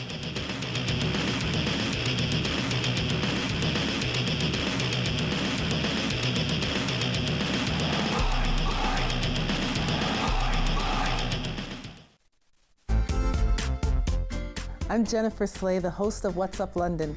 Join me each week as I meet Londoners who are doing extraordinary things and helping to make the city a better place to live. Watch What's Up London Mondays only on Rogers TV.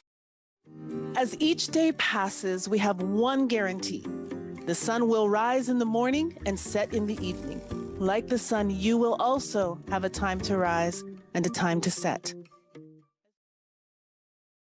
Jeff from Chillin' and Grillin' with Jeff, and we're back with Season 3. This season, we've had the opportunity to see some great backyards, to have some fantastic food cooked on some great grills, and this season, we're helping you take your barbecue game up by adding some great barbecue tips from some local experts on anything from spices to knife care and using the proper wood to smoke some great food. Join us, Chillin' and Grillin' with Jeff, Season 3.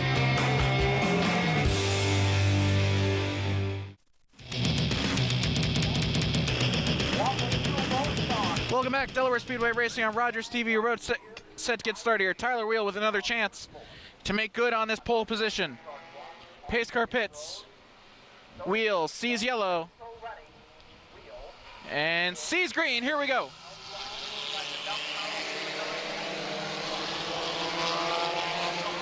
Wheel gets off a bit better than before. Cox does not go for his big outside run like he does usually, and he actually makes contact with Givens. And both of them fall back a little bit. Musker is now in that fight, and Joe Kicks takes the lead, and Willems is going to try and make a move on the inside as well.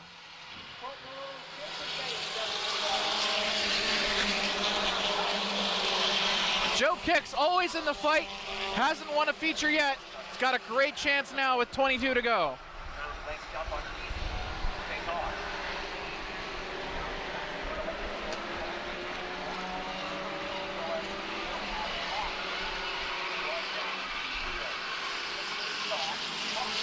Kicks in the lead. And Cox is going to make his move on the outside. Turn one on the outside is Jay Cox territory, and he makes Tyler Wheel pay for it. We have Joe Kicks in the 12 machine. He was pulling away, but now Cox is just ragging him in from the rear. And there's a more Tyler Wheel around in turn 4. And now it's going to bring yet another caution here. Wheel, just some bad luck. Now he's involved in a wreck. The back end of his car looking like it is a little worse for wear after some contact. Just hammered Phil Givens as well on the collection. I believe that was Phil Givens at least. And that 85 is looking real tough. Get another look at it here as the leaders go into turns 3 and 4. A little bit of contact there. That was the 17 of Colin Willems, I believe, into the 85 of Wheel. And then a couple of other cars make a little bit of contact into the back end of Wheel and spinning him around, causing his rear end to come loose and come off his car. I think it's going to be more or less of the fact as you'll just get the back end off and you'll be back on the track ready to race here as we get a look at Wheel. The back end's already off. I don't know where it went, but it's not on the car anymore because I just looked at the 85. No, it's hanging out there. It's just hanging off the end there. You can see it just off the side of his car. And we'll see if he has to come. Yes, he's coming into pit lane here. His crew will definitely look to quickly remove that piece of debris off his car and get him back out on the track here, but he will then have to start at the back of the field. That Ingersoll Automotive Racing team with Sarah Wheel and Sterling Roberts as well. Sarah Wheel did not make the final race, but Sterling Roberts did, so they have enough pit crew to go over and help them out. Those have a close relationship with the Gritty Motorsports team and the BT Racing team, so I'm sure they'll help as well. They'll have some time to do that, and we'll head to break. Delaware Speedway Racing on Rogers TV after this.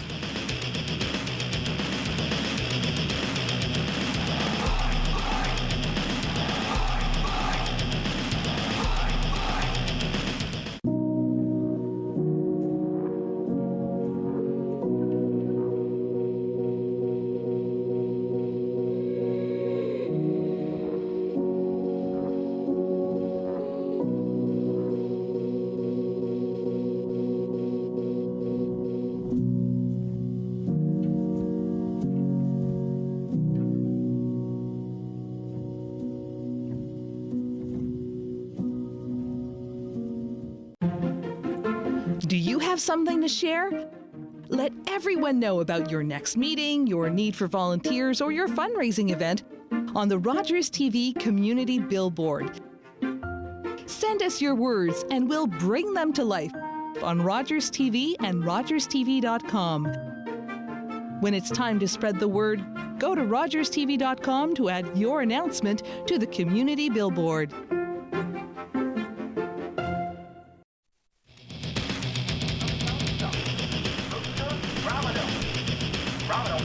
Welcome back, Delaware Speedway Racing here on Rogers TV. Joe Kicks in the lead. It is getting very, very cold here at Delaware Speedway. That's going to change how they race. Jay Cox on the outside. Turn 1 on the outside is his playground. Let's see if he can make it happen on the restart. Joe Kicks sees yellow and sees green. Here we go.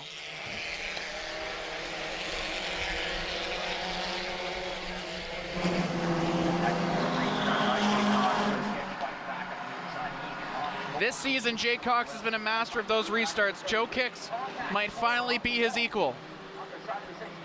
Oh, look at that release on that turn. That outside line for Jay Cox is absolutely tearing up for him.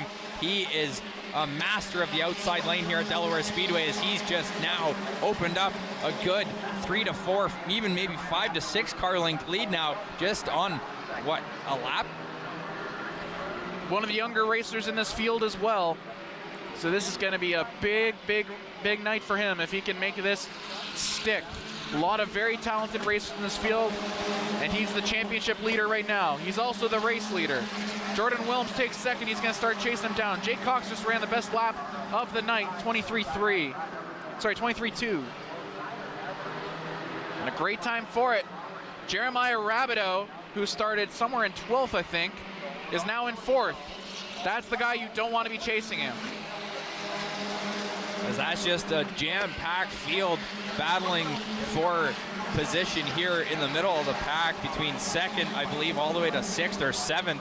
Those cars are all bunched up, ready to go. Jeremiah Rabideau, as you mentioned, Joey, making a huge run here. He's now placed himself in 3rd. As you mentioned, he started well back in about 12th or 13th place. And Sterling Roberts, another Ingersoll Auto car, just pulled off. Not sure what the issue was there. He seemed to be running fine, but he'll head back to his pit lane. So that's 2 cars in a row who pulled off that were from the Ingersoll Auto team, so that team's going to be quite a bit busy now. Rabideau reeling in Wilms for second. That number 5 Honda is very, very quick. But he's being held back by the 92 right now. And that's giving Joe Kicks in the 12 machine an opportunity to stay close to his rear bumper of Rabideau, and that's also giving Colin Willems an opportunity. So that battle for second through about 8th to 9th is very close here, but Rabideau on the back end of the 92 of Wilms, he's making it tough for Wilms here as they go around here, going down the backstretch, going into turn 2. Jay Cox is absolutely far and away with this race. And we go yellow, and it's up in turn 2, and it looks like it's Matty Langford. Matty Langford was sitting in 7th place.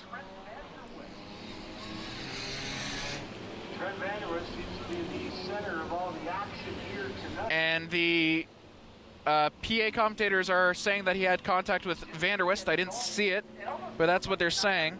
Vanderwist was in 8th and Langford was in 7th, so that does bear out.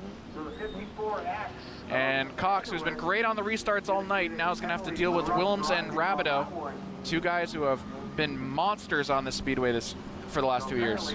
I have to point out that it was the rear bumper again of the 03 that fell off. So the bumpers of the cars here in the bone stock division tonight have had the worst of it, as we saw Jessie Howard have her bumper go off in the LCQ, and then here's Matty Langford just had his bumper off, but he's good to go after checking in with his pit crew. He's entering to head back into the race. And we got the 54 on the backstretch. He's completely stopped there. I don't know if we can get a look at that. No. That's Vanderwist, who was. So Vanderwist, I think, he's been in 2 separate incidents there, and we just heard the PA announcer say he was involved in that incident. So he may have been given a penalty there. That may have been why he stopped. So yeah, he's now mired at the back of the field. But we take a look here. Jay Cox in the 00. He's going to start on pole. So we go back. Jay Cox is going to be in the lead. He's likely going to pick the outside because he has been an absolute rocket on the outside today. But that will mean he'll have Rabideau or Kicks behind him. Two guys who have been pushing him all night long. And looking at the back, Langford and Vanderwist actually shared some words through the windows there. It looks Langford probably not happy with that contact there, so that might be something we watch out for here in this race, depending on how the battle at the front goes. As you mentioned, Cox does take the outside, so he has Joe Kicks in behind him, Rabideau on the inside. He's going to sit in 3rd, so this is going to be one heck of a restart, as we got some very fast cars here in the top 5 that are going to make some... Sterling Roberts is back on track as well. Langford making his way back up into his spot. Pace car pits. Cox sees yellow and sees green. Here we go.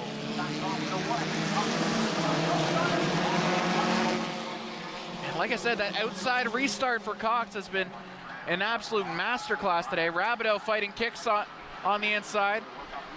Kicks very rarely has been ahead of Rabideau over the last 2 seasons. Now's a great chance to stake his claim, say, I belong at the front. I am a contender at Delaware Speedway. And he is giving Rabideau all he can handle. Speaking of Rabideau, we just saw him. He was in a battle with Joe Kicks as they're battling for 3rd and 4th here on the track. And Kicks gets loose. And Rabideau trying to pick the bones of that one and make a pass here. Musker getting involved there as well. 3 wide going into turn 3. I think Rabideau might have muscled Kicks out of the way there. Great racing from Rabideau. Chaos all the way down the field. We were 3 wide turn 4, and Vanderwist was a part of it. Langford's moving back up the field. Cox still way ahead.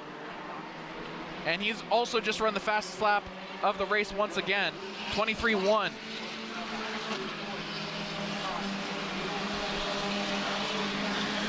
He takes that outside lane with such bravery and such tenacity that it almost looks like there's no way he should be able to hit it.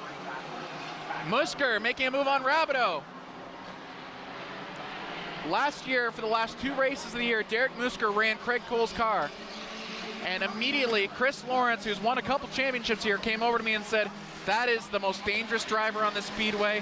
And he meant it not as in like a crash happy, but as in he can win any race in any car. And in that 51 with duct tape on it, he's taking it to last year's fastest car.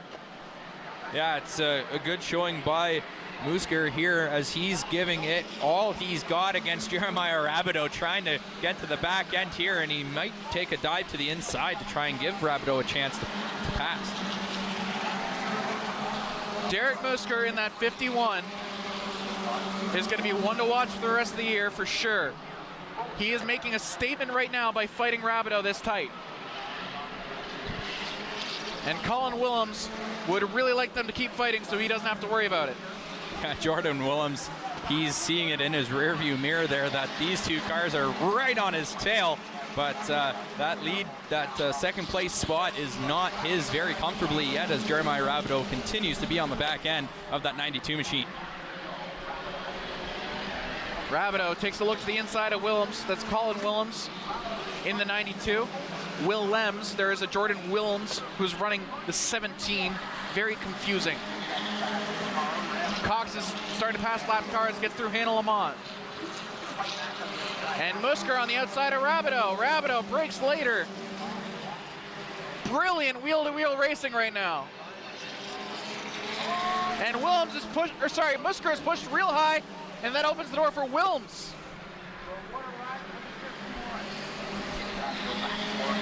And now Rabideau clears Hannah Lamont. But that let Colin Willems break away a little bit. Hank Clausen is out on the Speedway right now. I didn't think he qualified out of the LCQ, but he's out there. So must have taken someone's spot who withdrew. Willems gets past Kicks behind. As now this starts to be the part of the race where you need to figure out, do I make my move now or do I start setting up a move for later? Yeah, that's right. 7 to go. It's in that spot now. 6 to go as they just cross the stripe is that sweet spot where, like you said, Joey, do you make the push now and just go for broke, or do you wait maybe a lap or two and get in position to make that with about maybe 3 to 4 laps to go? We'll see what Rabideau wants to do here as he's on the tails of the 92 machine of Jordan Willems. And Willems almost had him get passed by Rabideau, but he maintains second position. Jay Cox has now lapped his way all the way up to 14th. He is an absolute rocket out there right now, and he is getting further and further away from second place. Jeremiah Rabideau and Derek Musker are in the middle of some lap traffic right now, as is Colin Willems. With 4 laps to go, Cox just needs it to stay green. But with the amount of cars out here for bone stock, cars that have rejoined, I don't believe we fully lost anyone other than the one car earlier, the 11. Everyone is still on the Speedway. There's a lot of room for calamity. With 3 laps to go, about to be 2. You get a look here as lap traffic. Rabideau trying to make the pass on the inside, but that's Jordan Willems playing defense, but he gets pushed high, but he maintains the outside lane and stays ahead of Rabideau, as that's going to be a battle to watch to the finish. Rabideau, Willems, and Musker fighting for 2 and 3. Musker would really love to get involved in this fight as well. He's been pushing these two really hard. Cox has eased up a little bit. He's got through lap traffic. This will be the last lap. Jay Cox, you can't say enough good things about his race. We're going to follow second and third the rest of the way. Rabideau gets ahead. He's going to deal with some lap traffic. Jay Cox in front. Musker comes into second place. But he gets caught behind lap traffic, and that gives Rabideau on the outside a chance. Contact against Rabideau. Rabideau's gonna go. Here comes Willems. Here comes Willems. They knocked each other in to, I believe, 4th. 4th and 5th, according here, the unofficial results. Jay Cox gonna go with the victory, and then the 92 of Jordan Willems, 2nd. The 17 of Colin Willems is 3rd, and that pushes Rabideau to 4th and Derek Musker to 5th. What a crazy turn of events here. No chance for anybody to catch Jay Cox, as we get a look here on the replay. Contact into lap traffic. It's Jennifer Hatch there. Musker and Rabideau get into each other. It looks like it might have cut a tire down on Rabideau, but he still gets a chance. That gives the 17 machine a chance to pass, which he did, gets 3rd. So Rabideau is now out of the top 3, has to settle for a 4th place finish, and Jay Cox into victory lane. Jay Cox needs to update his mailing address. because that turn 1 on Delaware Speedway is now 1 Jay Cox lane. Downstairs, Jay Cox and our pit crew announcer. Tire temperatures. Jay Cox getting out of his car right now. He's got the checkered flag. I mangled that, I will say. Can I try it again? Go for it. Turn 1 of this speedway is now going to be renamed to 0 Jay Cox Crescent because he owns it. Fired up, and why wouldn't you be? Waving the flag on top of the 00 Jay. First of all, your second win in a row here. How good does it feel? Oh, it's great. I got my Father's Day gift sorted out. That's good to go for the weekend. Just feeling great. Are you going to give him the trophy? Yeah, maybe. You've got a lot of speed in this car. What are you thinking for the rest of the season here? We're hoping for a championship. That's what the goal is. How much fun is it winding up down here 2 times in a row? To end up in Pennzoil Victory Lane. Thank you to Wampum Fuels and Ray Cullen for supporting us this year. Feels great. Jay Cox, that's your Wampum Fuels Bone Stock feature winner. Jay Cox wins at Delaware Speedway. We'll be back here, Rogers TV, Delaware Speedway Racing, after this.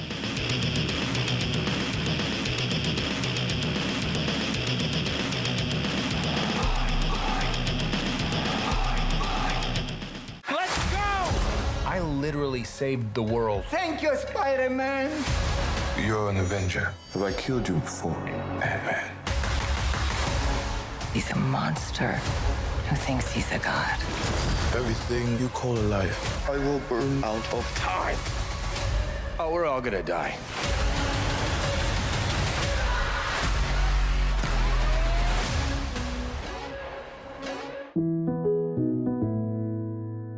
Hey folks, it's me, Giovanni Patini, the host of the RTV quiz show, the hottest show on television. It's the hilarious quiz show where you, the viewers, play for valuable non-existent prizes. It's got great trivia, fun facts, and a lot of laughs, all blended together in a perfect cocktail of edutainment. So join us Wednesdays at 7:30 right here on Rogers TV. Nice.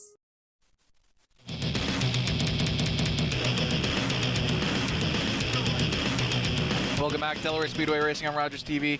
We're about to get the V8 stocks here in a second. It is getting very, very cold up here, Kyle Friel.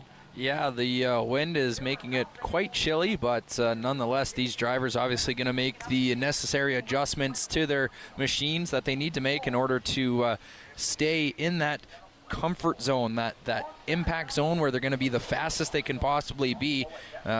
With this said, the V8 stocks have to be also under that, or over, I guess, that 21.1 second mark, so they can hit 21.1 and be fine, but anything under that, it's a stop and go penalty at the back of the straightaway here at Delaware Speedway. So these cars definitely have to find that comfort zone early. It's nothing you have to really worry about on your first lap, as you're not up to full speed yet, but as the race goes, 25 laps in this feature race for the V8 stocks, you're going to have to find that comfort zone and that sweet spot in order to not have a breakout speed and end up having that penalty that might cost you a lot of spots. It could cost you a win depending on how late it is in the race. But that's also the thing is, yeah, sure, it doesn't matter. The breakout rule doesn't matter for the first lap, but it also does because if you fall back after the first lap, if you don't have a good start, you can never make that time back, because if you try to, you're going to hit the breakout time. So the restarts are so important here. It's almost like a 25-lap oval drag race, because the start is the most important thing. Yeah, you got that right. You want to have a very good start to your race, as we see the cars doubling up here. The lights are off on the Delaware Speedway pace car, so that'll exit as they exit turn 3, and these V8 stock machines are ready for their 25-lap feature here on a Friday night, a cool Friday night Delaware Speedway. And Joey, this is going to be one exciting race here in the V8 stocks. We have the 15 of Dave Evison on the pole. as beside him, I believe, is the 86 of Caden Patrick starting in second. So we'll see how they start here. Pace car pits. Evanston sees yellow, sees green. Here we go. They roar down into turn 1, and getting a good jump was Chad Clutterbuck, who fills into second. Not getting a great start was Lance Groshak, who is quickly falling down the pace. Dave Evison is going to comfortably hold first. Chad Clutterbuck and Derek Clark fill in.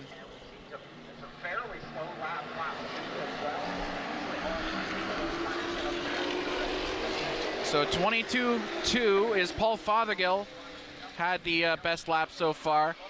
He's moved up into fourth. Evison, Fothergill, 21-4, that's the best still. He is, he's definitely a quick driver, a fan favorite as well here at Delaware Speedway. Dave Evison holding first. Derek Clark gonna try and make a move on the outside.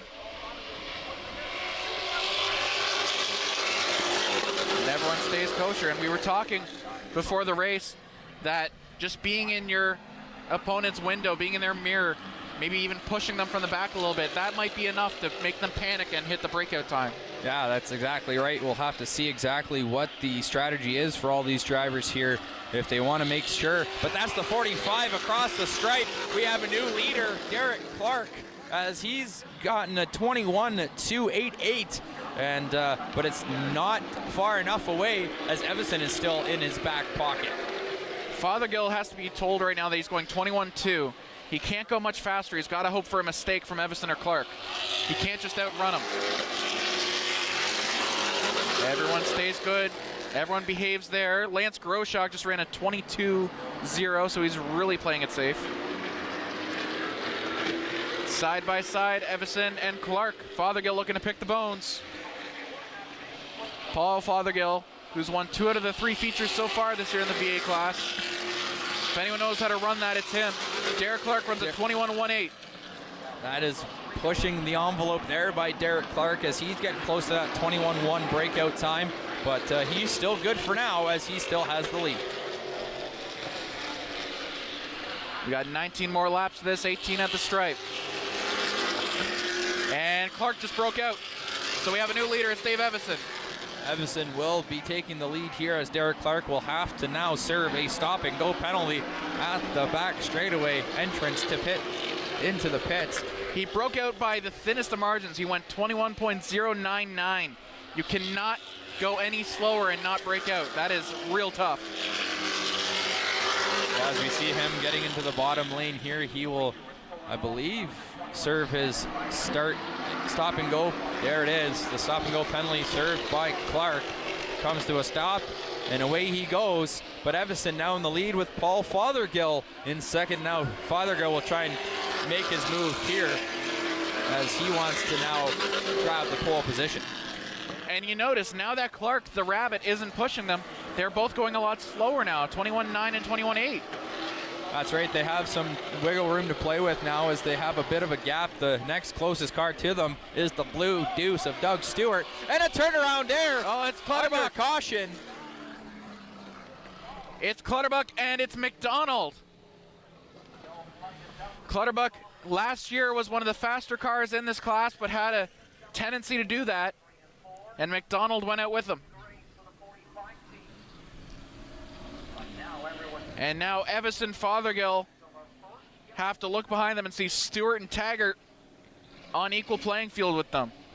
McDonald able to get spun around on his own. Clutterbuck there in the 72 machine still not able to get the car started up and get turned around, so he might have to get some help either by the push cart here at Delaware Speedway or maybe even on the tow truck to get him back to pit lane. We'll have to wait and see what here.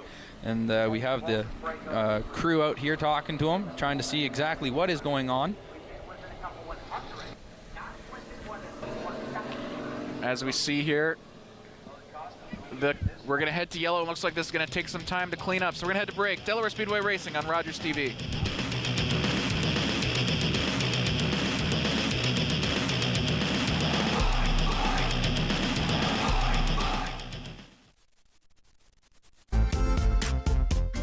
I'm Jennifer Slay, the host of What's Up London.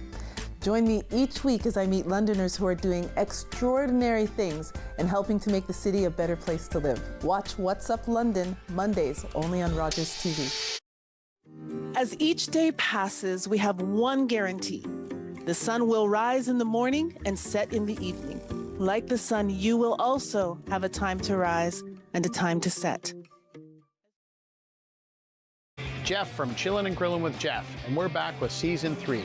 This season, we've had the opportunity to see some great backyards that have some fantastic food cooked on some great grills, and this season, we're helping you take your barbecue game up by adding some great barbecue tips from some local experts on anything from spices to knife care and using the proper wood to smoke some great food. Join us, Chillin' and Grillin' with Jeff, Season 3.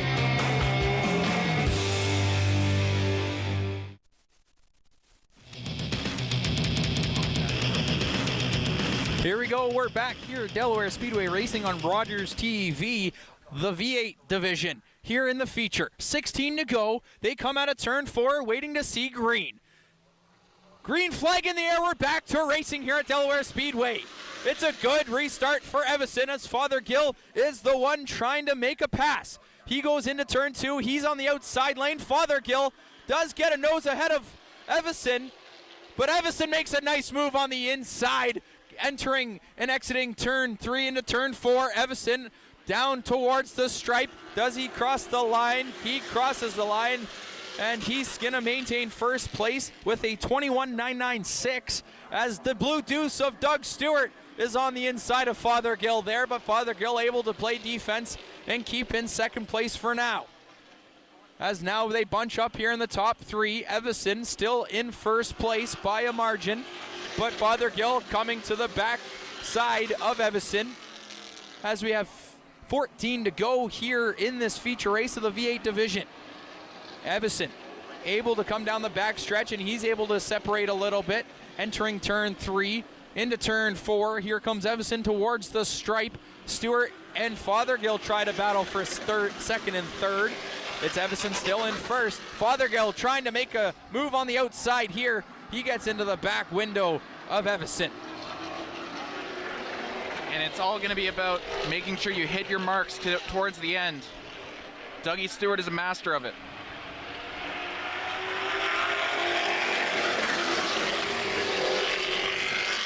Halfway through here, this feature in the V8 stock division.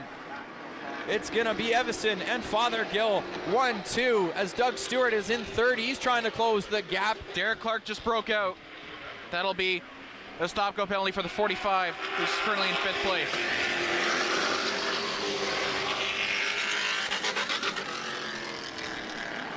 Evison now, we mentioned when you start getting pushed by the guys behind you, go a little faster. Fothergill and Evison really pushing the envelope now as you see Clark taking a stop-go penalty. That's right, Evison's last lap was a 21.158, so he's getting close there across the stripe here. Waiting for the times to come up. He's a little bit slower on that one as a 21.181, and Fothergill a 21.178. So these two cars are pushing the envelope here with that stop and go penalty, that breakout time. And the game plan here for Dougie Stewart is just bide your time, let them push each other, let them push each other past the limit.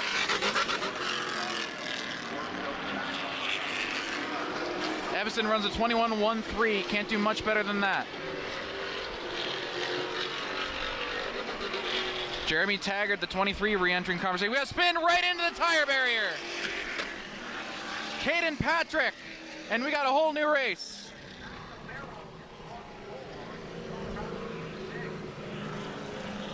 Good thing is he doesn't look any worse for wear as he's able to get the car going in the right direction once again on his own. So it'll be, I think, a quick caution here as the 86 of Caden Patrick, as we get a replay here, look at it. Be on the right side of the screen here. It'll be the 86, the blue. It looked almost like he got spun by Mark McDonald there. Whatever the cause of the incident was, it ended up with Patrick in the tire barrier, and well, a pretty soft exit into the tire barrier. It's not quite last year's Katie Sterrett, who I saw earlier today, who flew through the air and did a flip. So I'm pretty sure Caden Patrick will be a lot less angry about that incident than Sterrett was. Yes, I remember that quite well last year. Those water barrels at the back end entering the pits there took a huge hit. Yeah, that one happened too, yeah. That happened there, and that was the one you got to reiterate and re-demonstrate for us on the one, reenact and demonstrate for us on a broadcast. But the cars are doubled up here nonetheless. They get the white flag. Last lap under caution here. We have 9 remaining in this V8 stock feature race, and we go 9 to go here. Hopefully we can go green the rest of the way, but nonetheless, it's Evison and Fothergill now have to have a good restart here, but it also gives that blue deuce of Doug Stewart a chance to maybe pull away and make a pass either on Fothergill or Evison here. Also, Jeremy Taggart, who's been waiting in the wings this whole time, maybe now's his chance to strike. Lights go off on the pace car, so we'll go green this time. Dave Evison told me before the race he's sick of collecting black flags. He's only collecting checkers from now on. He's got a great chance to do that right here in the lead with 9 to go. Pace car pits. Evison sees yellow and sees green. Here we go.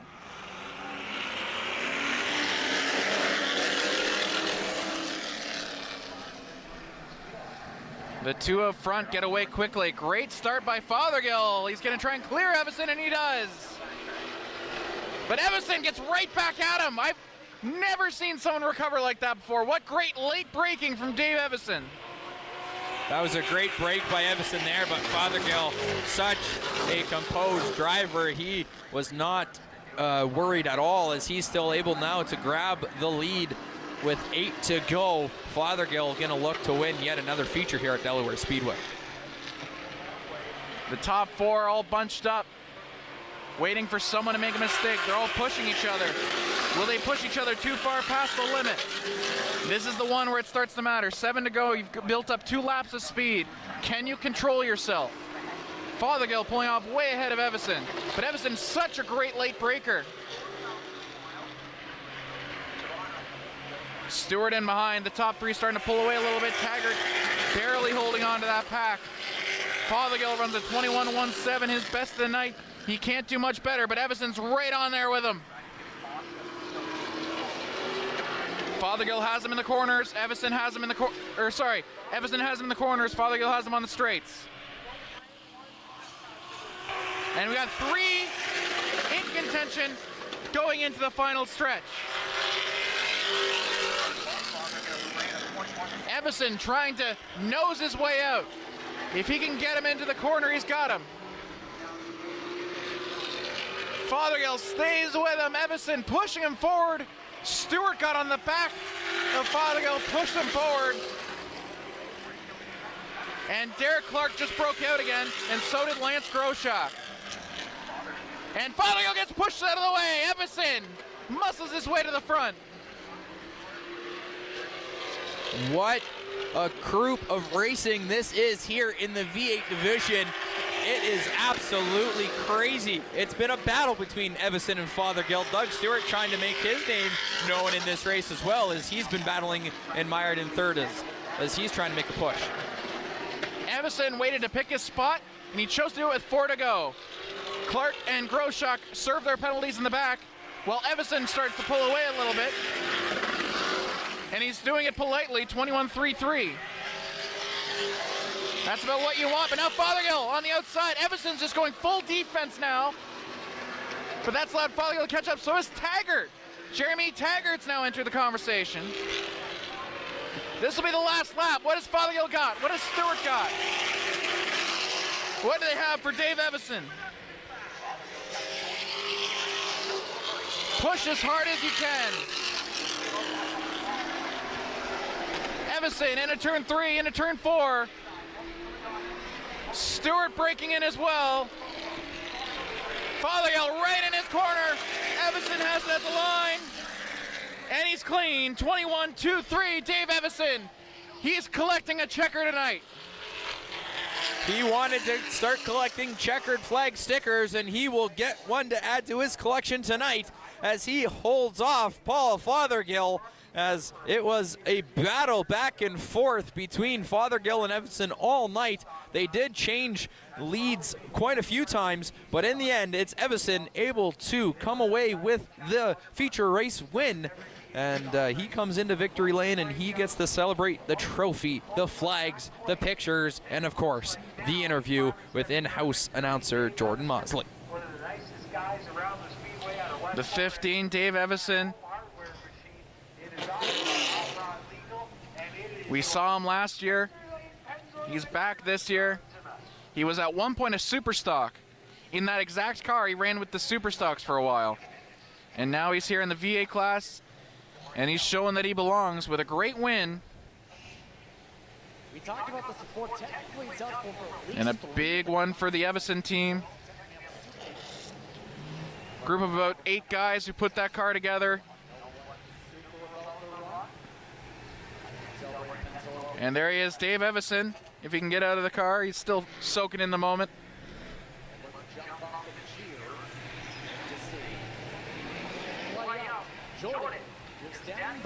Enjoying his win before he greets the adoring crowd. He's taking the helmet off in there, soaking it all in down here in victory lane. I can see the smile from here. The Home Hardware, number 15. I was talking to him earlier today. They knew they had the car to do it. They just needed to put it all together. They've done it today, Dave Evason. It's V8 stock winner.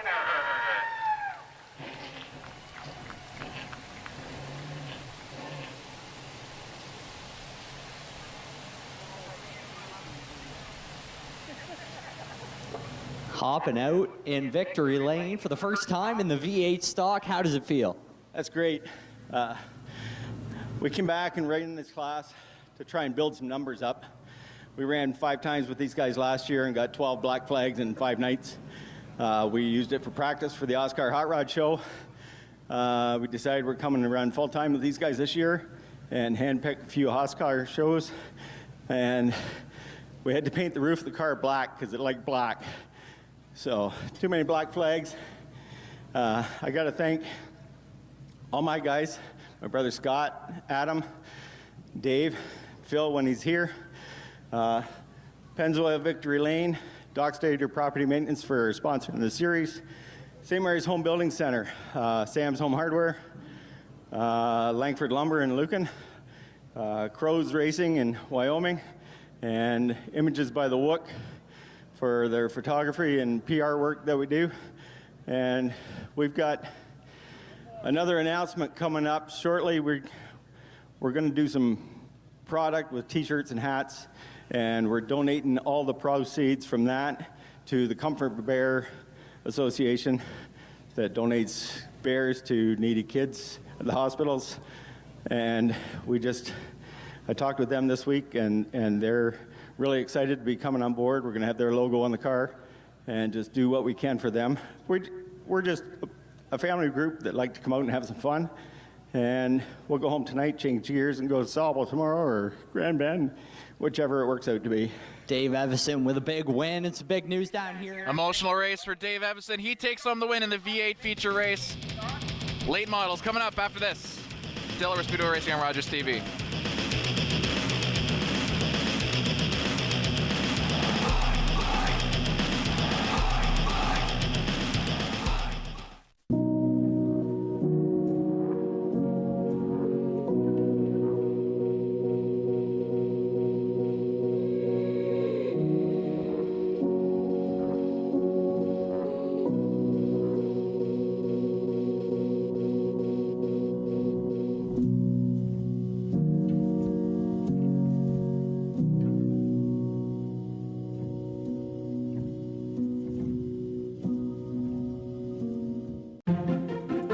Do you have something to share?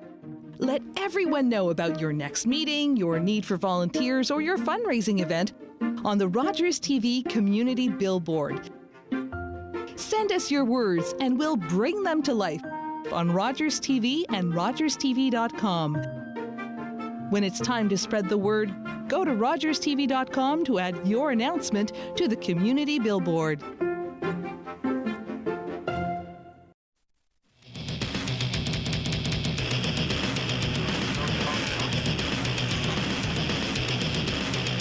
back, Delaware Speedway Racing on Rogers TV. We've got the late model feature coming up next. Looks to be a very, very interesting lineup.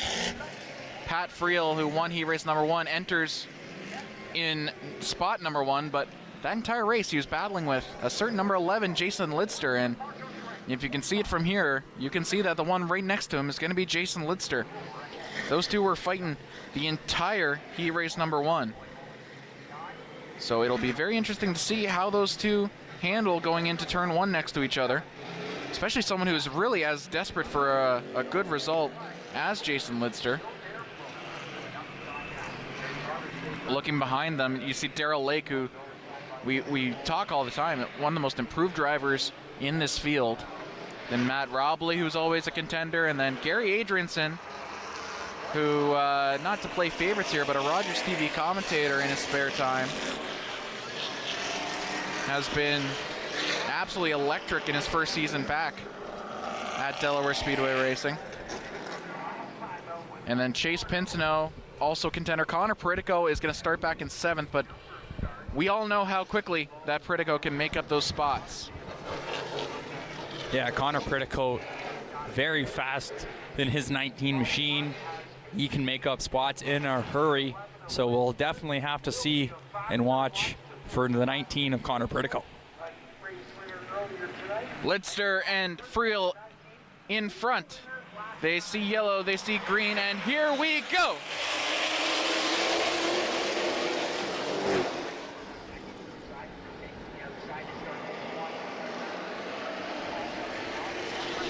What a run from Friel.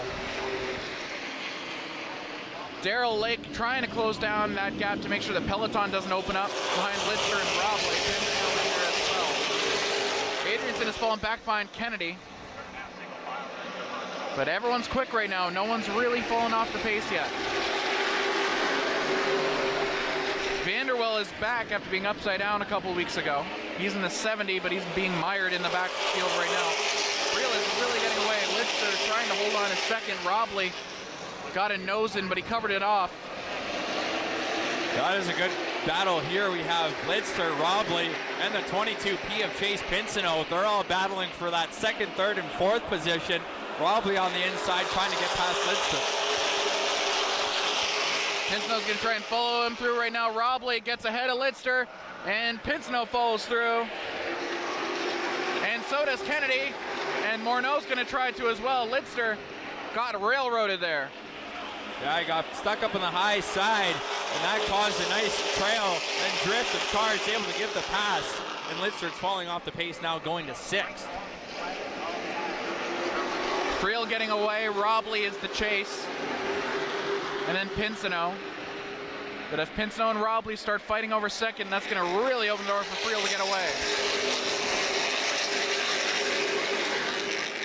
Cars thunder down the front stretch and into the back stretch.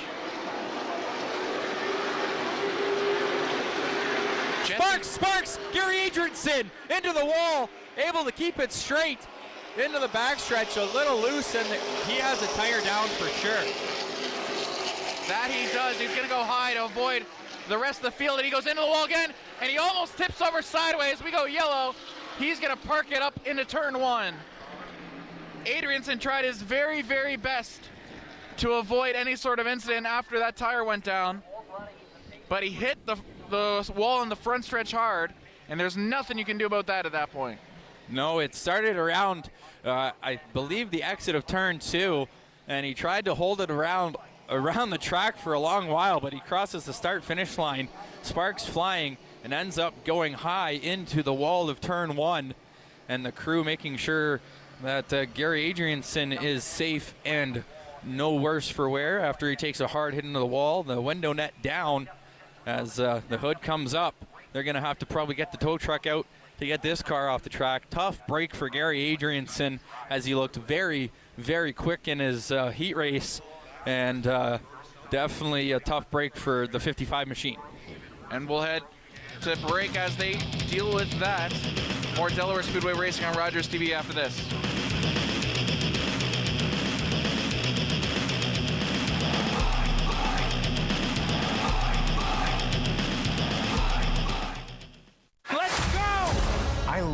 saved the world. Thank you, Spider-Man. You're an Avenger. Have I killed you before, Batman? He's a monster who thinks he's a god. Everything you call a life, I will burn out of time. Oh, we're all gonna die.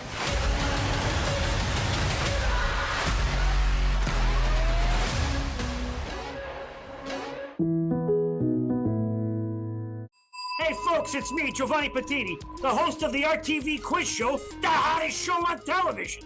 It's the hilarious quiz show where you, the viewers, play for valuable non-existent prizes. It's got great trivia, fun facts, and a lot of laughs, all blended together in a perfect cocktail of edutainment. So join us Wednesdays at 7:30 right here on Rogers TV. Nice.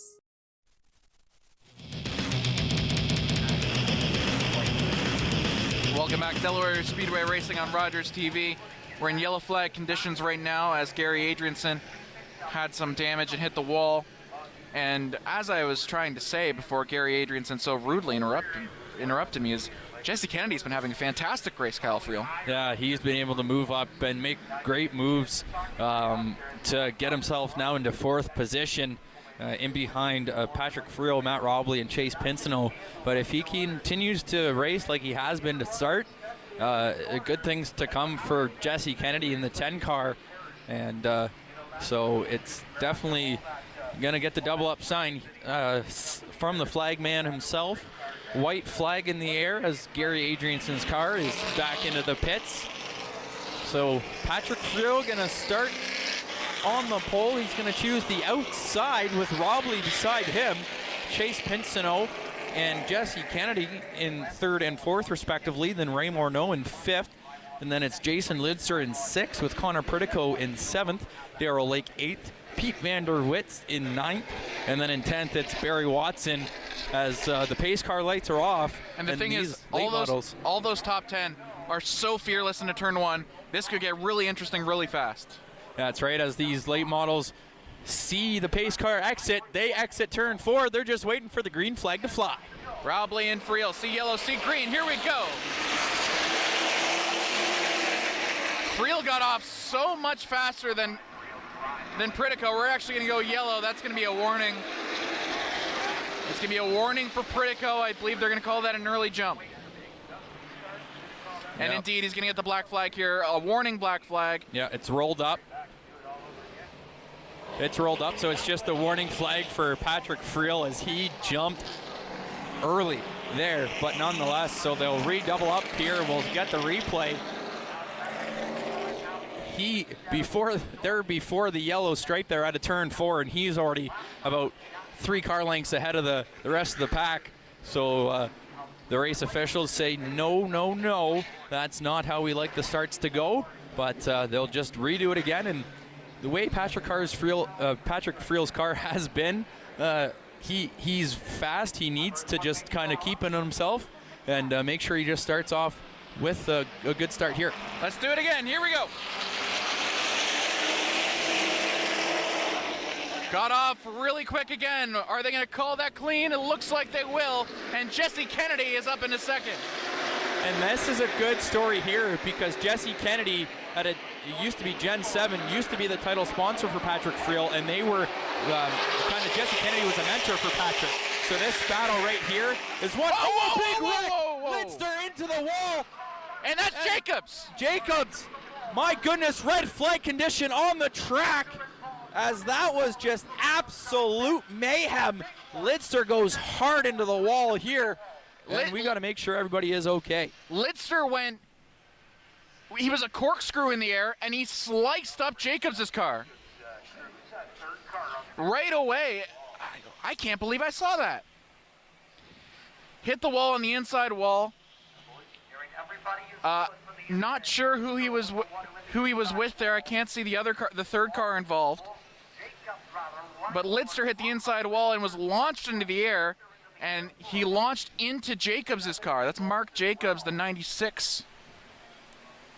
His dad, Ken Jacobs, ran in the bone stocks today as the 3. Yeah, the looks of this, it's going to be the end of the night for Jacobs. Jacobs is okay, thankfully. He was getting out of the car. But he's told to stay in the car. They'll just tow you back into the pits, and then they're talking to Lidster here in the 11 machine as we get a look at it here. Let's see if we can see it. It's towards the back of the field. You see there's Lidster getting turned. Lidster gets spun around, huge into the wall. And then he flies. It hits Vanderwist, who sends Jacobs flying into the wall. That's such a hard hit, man. I didn't see who turned Lidster. But turn one here, especially with all those cars, that's never easy. So Vanderwist is the other car involved in there. I couldn't see what number it was, but I believe that's the 7 who launched. It's the 7D, I believe, based on the back bumper there, if I see correctly. Oh, yeah. That's so there's Brandon Vanderwall. Right, Vanderwist is in the pits. Yeah, Vanderwell gets his car fixed up after going on his roof, and he's now involved in yet another wreck here. So don't know if we can get another look to see who got into the back of Lidster to turn him into the inside wall into turn 1. But nonetheless, Lidster kind of getting turned and then getting into everything there.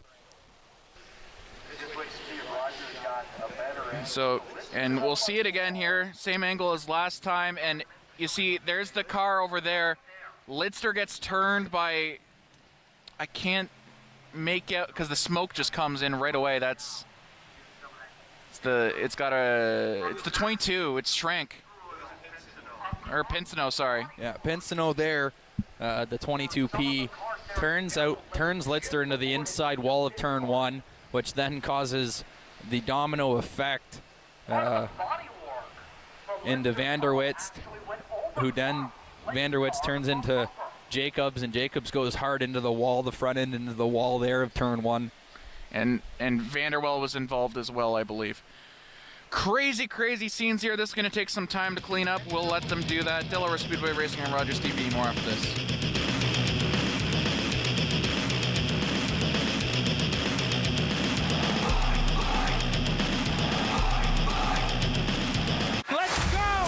I literally saved the world. Thank you, Spider-Man. You're an Avenger. Have I killed you before? Batman. He's a monster who thinks he's a god. Everything you call a life, I will burn out of time. oh, we're all gonna die.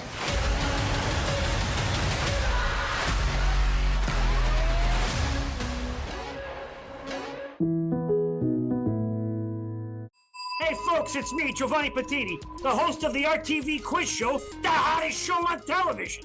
It's the hilarious quiz show where you, the viewers, play for valuable non-existent prizes.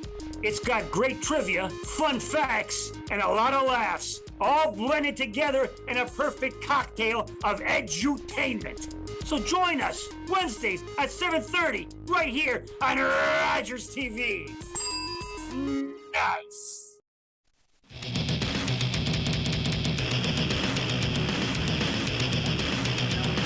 Welcome back, Delaware Speedway Racing on Rogers TV. We're still recovering off a major incident. You saw Mark Jacobs walking out of the car. Thankfully, everyone is okay.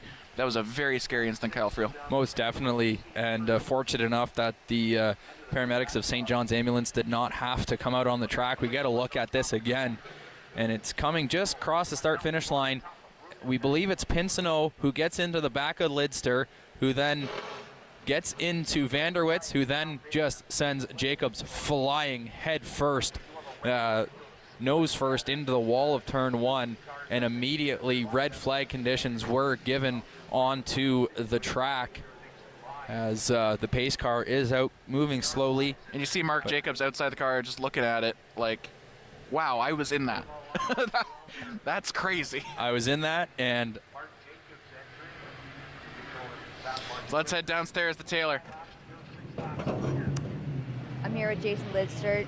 Can you just walk me through what happened there? Well, yeah, first of all, I just want to thank the sponsors that put us out here. BDO Canada, Southwinds, Bill Fair, DNS Plumbing, all the people with DNS Plumbing, GWB Heating and Cooling, McGregor Auto Parts. I don't know what to say. It looks like someone kind of got into us on the straightaway pretty early in the race for that. The video I saw looked like, I don't know. I don't want to comment. Let's put it that way. When you get into situations like this, what is something that you think about? Because it's obviously terrifying. What do you how do you keep your composure, I guess? Guess I've been around a little while. No, it's tough. I'm pretty annoyed right now.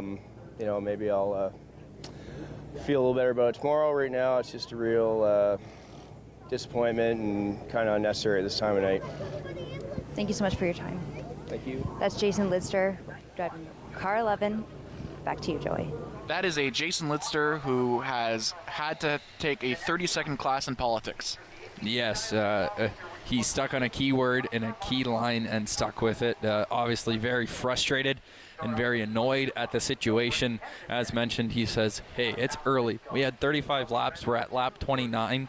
That's early to be trying to get into people, especially on the front stretch. Nonetheless, I was going to say, should we try and play race car driver who has just been in an incident translator? He is very frustrated with Chase Pincinot, and he doesn't think that move was necessary at this point in the race. Yeah, exactly, and that's the thing. He doesn't want to comment. He doesn't want to start throwing jabs back and forth, and that's good composure on him. It shows that he's, like he said, he's been around the sport a while, so he knows when to say things and when not to say things, and we're still under, we've gotten switched to the yellow flag in the flag stand, so I believe we'll be getting rolling here momentarily. Yeah, Mark Jacobs' car has just been towed away, and last time I was here I said Mark Jacobs had a new nickname, the Designer. He might have to design a new race car. Yeah, not something that I'm sure he wants to be doing, as the 96 is on the tow truck trying to get to a pit stall where he can assess the damage. As we see the car is starting to roll again here on the racetrack, now back under yellow flag conditions. And it's going to be Patrick Friel in the lead, and I believe Matt Robley in second. Chase Pincinot was involved in that, so I'm not sure. He is going to be back up in third position. We've seen this before. Jesse Kennedy in fourth. With the new racing director, especially in the late model division, because we saw Kyle Steckley a little bit ago, who's not out tonight. But the new race director, Sean Gibbs, has been very lenient when it comes to classifying what is an incident car. Jason Lidster cannot be too thrilled that Chase Pincinot is up in third, just like I'm sure he wasn't thrilled about Kyle Steckley being up in first a couple of weeks ago. But that is the decision that the race director's made, and that is something that the drivers are going to have to get used to as the new race director is running this season. Yeah, that's exactly right. These racers will definitely have to get used to what is and isn't a incident car. Nonetheless, it's going to be Friel, Robley, Pincinot, Kennedy, Morneau rounding out the top five. We're going to get the white flag in the air, so last time around under caution. And then these late model machines will be ready to get back to green flag racing here at Delaware Speedway, hitting 10:28 on the clock with 29 laps left.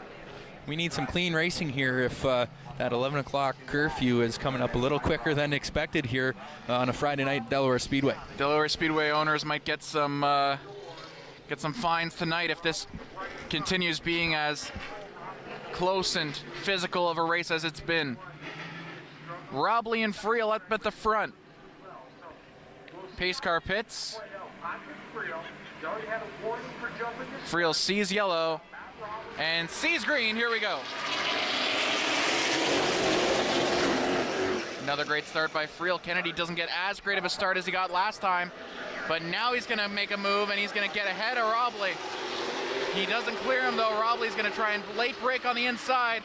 Almost outbrakes both of them. Kennedy now making a really good run on the outside. Friel has to come over to cut him off. Friel not able to pull away as far as he did before. Kennedy spins loose out of turn two, and he's going to lose spots quickly. Really impressive save, though, from Kennedy. Stays ahead of Morneau still, but that opens the door for Robley, and that opens the door for Connor Pritico, who has made great moves to get up into third. It's now a closer battle for first, second, and third. As you mentioned, Critico making his way into contention here, and Pinsino still in fourth. As Friel goes high, but he's able to save it there and comes still in first across the stripe. 26 to go rather.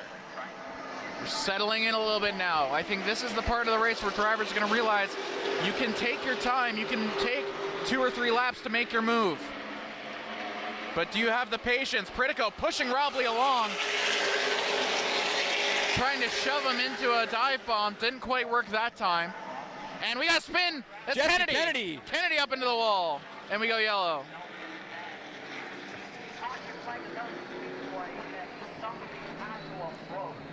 Not sure if he was touched. Just looks like he lost the rear end. He had gone loose out of turn 2 a couple laps previous. Yeah, it doesn't look like anybody touched him as he just kind of spun out. Maybe a tire got cut down as he was entering turn 1 and goes up into the wall. The rear end very crunched and bent there as again they're checking on Jesse Kennedy in the 10 machine to see if he's okay. They'll get the tow truck out again to make sure he can get his car to the pits. The window net is down and helmet off. He's taken his comms out of his ears. And it looks like Jesse Kennedy's night will be finished here. Yet another caution, and the car's going to the back straightaway. We're just waiting for Jesse Kennedy's car to be get towed off the track here. Just Joey. Kennedy was having a great run. He had a couple really, really good restarts. But that's the sort of thing when you're driving so hard so early, sometimes later on in the race you start to lose it a little bit. And he got loose a couple laps ago and saved it, but losing spots and getting desperate a little bit, went hard again in turn 1 and just completely lost the plot there and went rear first into high into, almost left the speedway actually. You see where the security guard sits over there, the folding chair. My car is parked out there, so I'm glad he did not do that. So as we go to yellow, we will go to break. Lots of race left to go. 25 laps here at Delaware Speedway Racing on Rogers TV.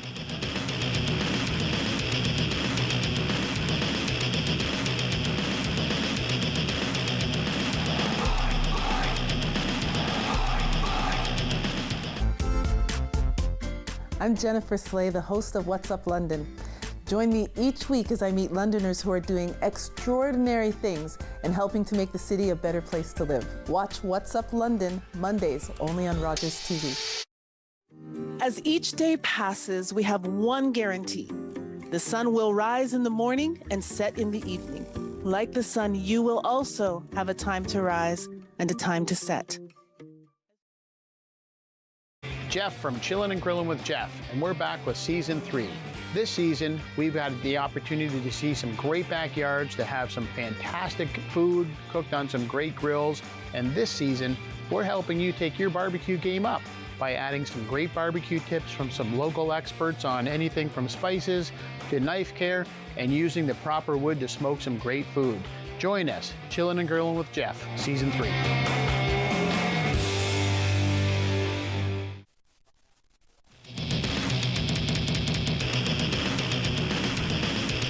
Welcome back here, Delaware Speedway Racing on Rogers TV. We just see out of the frame there the 10 machine of Jesse Kennedy back on the tow truck getting pulled off the track. We've gone to a red flag condition here as the crews now have to have a nice streak of quick dry out there as there was lots of fluid out of that vehicle of Jesse Kennedy. We see it getting pulled in from the rear bumper into pit lane.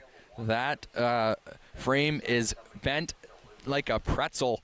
A lot of work to be done on that car to get it back on the track for next week. Hopefully Jesse Kennedy is okay. And we'll be back with more Delaware Speedway Racing on Rogers TV right after this.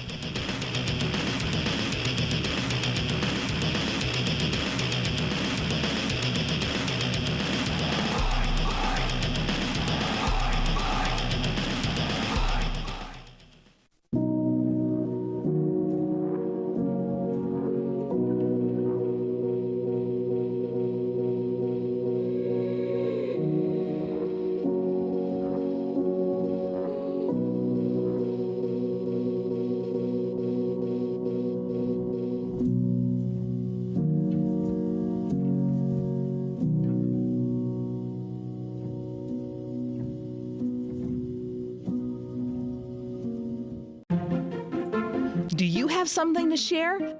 Let everyone know about your next meeting, your need for volunteers, or your fundraising event on the Rogers TV Community Billboard. Send us your words and we'll bring them to life on Rogers TV and rogerstv.com. When it's time to spread the word, go to rogerstv.com to add your announcement to the community billboard.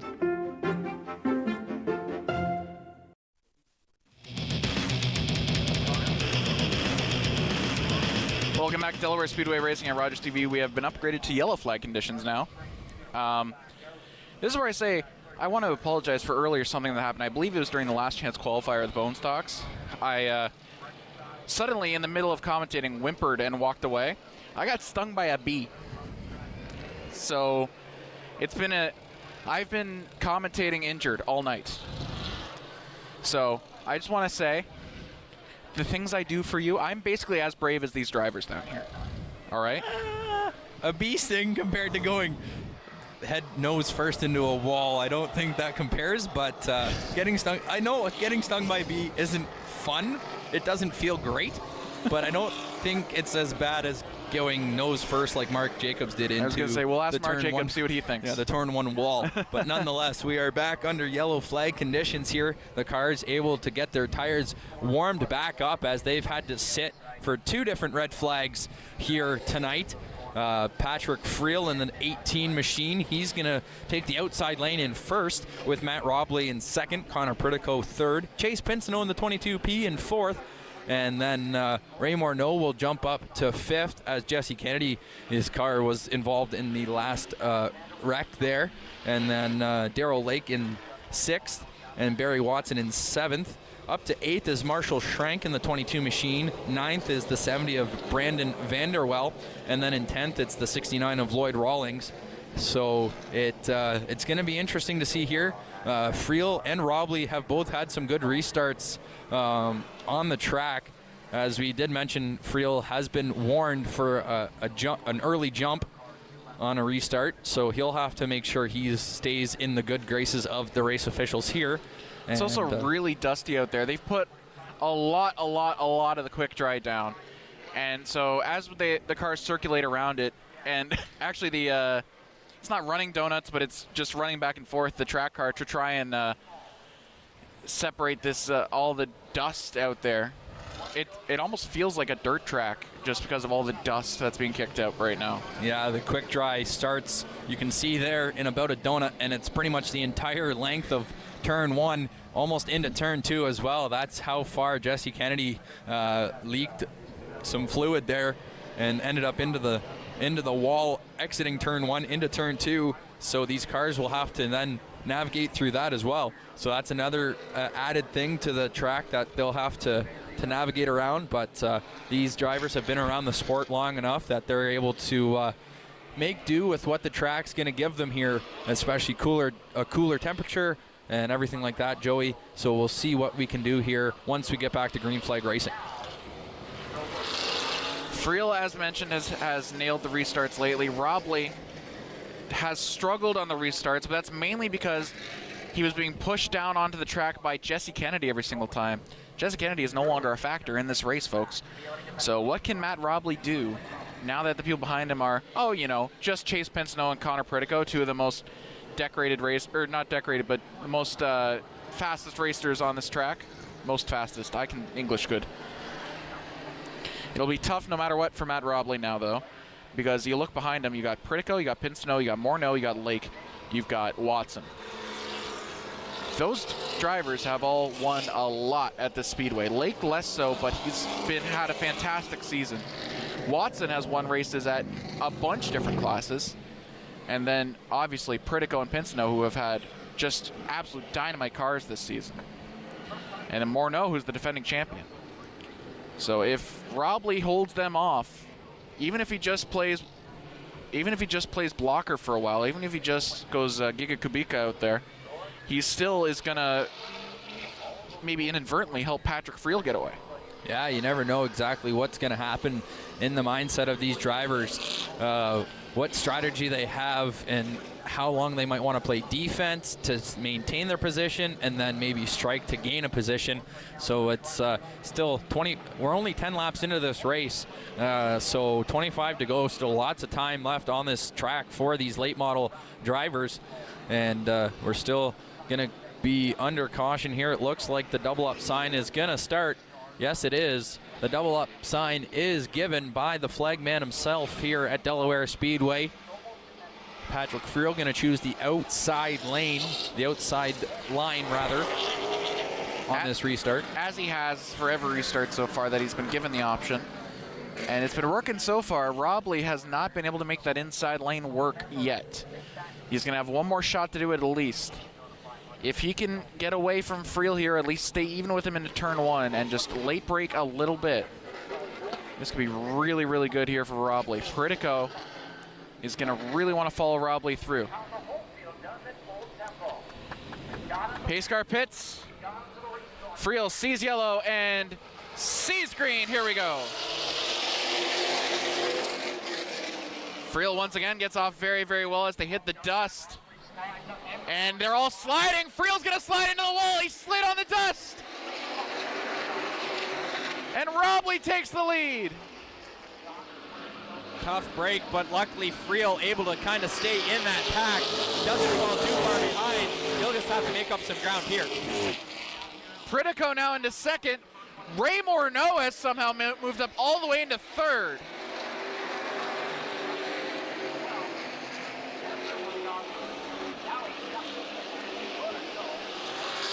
And we mentioned all the dust they were kicking up in yellow, and there he goes again, Robley! He spins around! We're on the dust, and Pritico takes the lead. We go yellow. And a lot is going to be made about the decision to go green. The two people who were in the lead going into that restart. Get a look at it here on the inside lane. Just catches a bunch of that quick dry, does Matt Robley, spins himself around, causing the yellow flag to come out. And this will stack and re-rack the field as we have, we'll see if Pritico finished the lap in first and see exactly what happens here. Well, Robley was an instant car, so Pritico would be in first no matter what, because he would have been, at the very least, been promoted from second to first, I believe. Because Ray Morneau was never in second. Correct. So I guess, yes, well, Robley is staying at the back of the pack there. We get another look here of the incident as Robley just hits that quick dry, speed dry stuff and just loses all traction of the tires on the track, spins himself around, and Pritico now going to be the beneficiary of this caution. Now goes and gets first place with Morneau in second. Patrick Friel now in third, so he's in the top 3.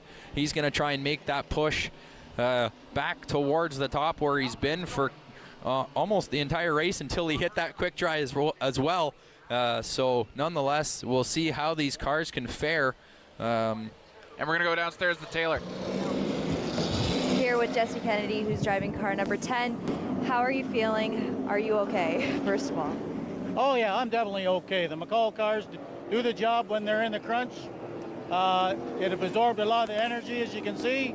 So I'm fine. What do you think about the car? Or how are we going to fix this here? Is this something that is a week thing, 2 weeks? What do you suspect? Well, right now we're going to probably take a good look at it in the morning, send her off to McCall, see what can be done, then we'll go from there. We're glad you're okay. Back to you guys. We're racing, but the lights are on. The caution lights are on, but the green flag is out. Either, I have no idea what's going on right now. Did they just forget to turn the, because the pace car isn't on the track. The pace car lights are still on though in pit lane. The laps aren't moving down. So I wonder if we're going to a road course yellow where you just hit no passing, you just go because they want to clear off. They want to clear off the dust. That's what it looks like here. We're getting a flag in the air from the flagman as we are. That was extremely confusing. So we got a look here. We're back under caution. The caution car, the pace car will come back out on the track. Now they're gonna get back to caution speed on the track here. So that was an interesting sight. That was basically a road course yellow, but on an oval.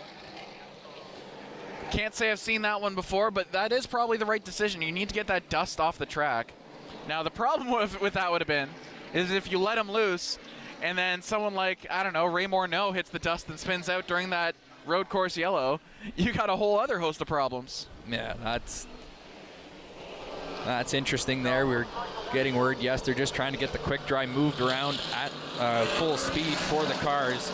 So now we're 1 lap left under caution, and we're going to be back to green flag racing momentarily here in the feature race of the late model division here at Delaware Speedway. Going to be 23 to go once the green flag hits the air, Joey. Pritico chose the inside. He's the first one in the late models to do that today. There's something he likes. Maybe it's because a lot of the dust is collecting on the outside line. Pritico has control, sees yellow, and sees green. Here we go.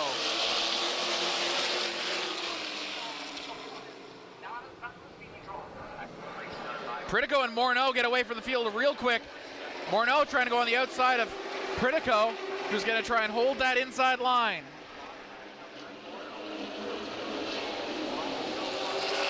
Good little move by Pritico, stays in front. Friel has fallen back from that lead pack. Pinsino is now into that mess as well. Darrell Lake is tracking down Friel.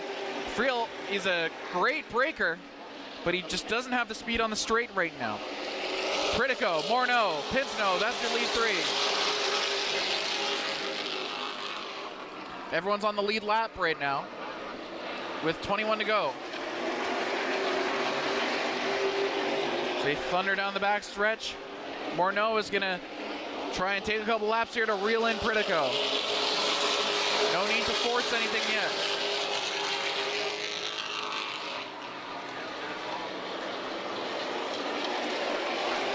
Everyone's single file right now. Pritico looking really masterful behind that wheel right now. He was really, really good last year, but never quite found himself in a position to make a championship chase. Ray Morneau behind him, the defending champion. He's got off to a slow start this season for him, but his kind of slow starts will be anyone else's best season ever. We're getting a look here at Matt Robley. He's in a battle with Marshall Schrank as they're trying to make up positions, as Robley was the leader, but was the bearer of bad news with that quick dry as he spun out. He's trying to make up spots quickly here. Halfway through the race, Pritico is now starting to pull away a bit more from Morneau. Morneau's going to hope that Pritico's using up his tires, using up his fuel, putting himself in a bit more of a less comfortable position, and he can make his move later. So that all will work if he can keep Pinsino at bay, which he currently is. Patrick Friel has fallen off a lot, and he's being reeled in by Darrell Lake, but he himself is going to be under trouble by Barry Watson in a second here, and then that Schrank and Robley duo. Yeah, Pritico looking very fast here. He's taking the most and making the most of the opportunity after getting the pole position after the Matt Robley spin out. He's got a good about 10 to 11 car length lead over Ray Morneau as that battle for second is coming up with Chase Pinsino and Ray Morneau. This is exactly what Ray Morneau didn't want to see. He wanted to take his time to reel in Pritico. Instead, he's got to play defensive and watch out for Pinsino, who's right on his bumper. 13 laps to go. Will it be lucky for Pritico? He's really pulling away from the field now. Morneau is under heavy trouble from Pinsino, and Pinsino's going to make his move now. Pinsino on the inside of Morneau. Going to hold that line all the way through. And they're still side by side, going into turn one now for almost an entire lap. Finally, Pinsino's able to pull away. And that gives Friel the opportunity to catch Morneau on the backside. And what it does, as you see right there, Pinsino now has to chase Pritico, but he doesn't have a ton of time to do it with the amount of lead Pritico's opened up. We got to look here. Ray Morneau and Patrick Friel 2 weeks ago, they were kind of the beneficiaries of bad news into the turn 3 wall. So we'll see what happens here as they're going to try and race clean here. They just want to pick up spots and finish this race. Pritico is now almost a full straightaway ahead of Pinsino, who is quite a bit ahead of Morneau. The field mostly bunches up behind that. You see that gap? There's no cars in frame. That's because Pritico is ahead of Pinsino by that much. Darrell Lake has entered the conversation, as is Barry Watson for second. Friel sees that. He's got to make a move soon. You see Morneau's brakes are red hot.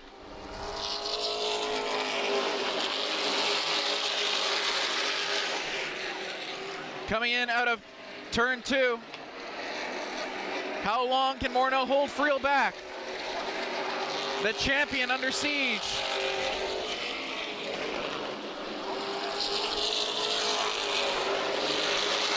Seven to go now.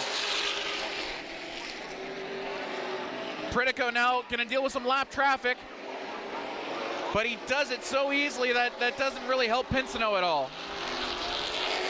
Yeah, Connor Pritico able to go through that lap traffic like nothing's even a problem. But the real chase here is the one between Darrell Lake, Ray Morneau, and Patrick Friel. As Patrick Friel gets loose and outside, Darrell Lake gives him a pass. Great shove by Lake. That's how you got to do it when someone's pushing that much. Barry Watson's going to try and follow through. Friel has had such a roller coaster of a ride this race. Yeah, that quick dries really put Robley and Friel, who were the leaders for the majority of this race, for the early part of this race rather, in some tight spots here. Now Patrick's in a battle with Barry Watson in the 45 machine. Pritico is now a full straightaway ahead of Chase Pinsino. Provided this race stays green, Pritico just has to hit his marks. Pinsino has put some lap cars in between him and Morneau. He's also going to be clean. Morneau starting to pull away from Lake. You see Pritico on your screen, so far ahead right now. Pinsino has clean air to chase him, but he doesn't have the time. Look, in the background was Pinsino. 2 laps to go now. And everyone's being polite, so this should stay green. And Connor Pritico, sometimes you got to be lucky, sometimes you got to be good. Connor Pritico tonight has been both. A fantastic run from the 9 team, a fantastic run from that number 19 team. As we head to the backstretch, it's all over but the crying. What a fantastic run from the 19 team. And by a mile, Connor Pritico wins at Delaware Speedway. Pinsino in second, Morneau in third, Lake, Friel, Watson, Schrenk, Robley, Rawlings, Vanderwell. And in what was a chaotic, crazy,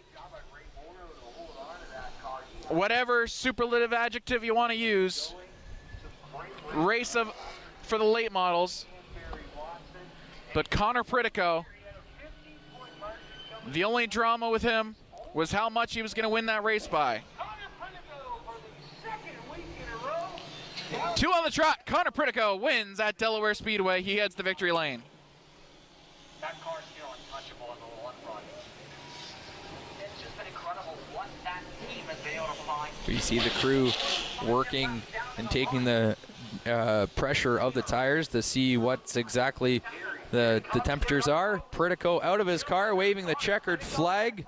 And here we go, I believe, down to a trackside announcer, Jordan Mosley.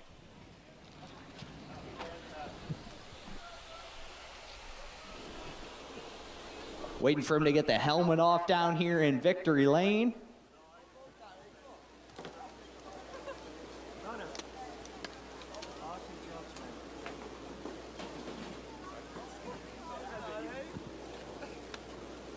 Connor Pritico, is this the best birthday present you could have asked for? Oh, definitely, man. That was one of the craziest races I've ever been a part of. It was just, I didn't even know what to do halfway through that race. I was worried because once that speedy dry was down, it was just like ice, man. But it was an awesome race. I got to thank H&N Roofing and Sheet Metal, Glencoe Auto Recyclers, Domus Development, Delaware Variety, Vienna Dental, Levin's Automotive Group, Holy Golly for all they do for me. And yeah, back in victory lane again. Absolutely phenomenal performance down here by Connor Pritico. He is your Catalyst Lubricants late model feature winner. Delaware Speedway Racing on Rogers TV. Connor Pritico is your late model winner. We have more after this.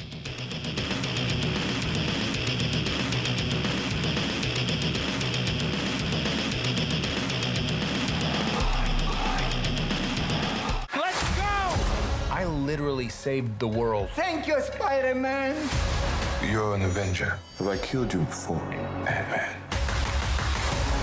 He's a monster who thinks he's a god. Everything you call a life. I will burn out of time. Oh, we're all gonna die.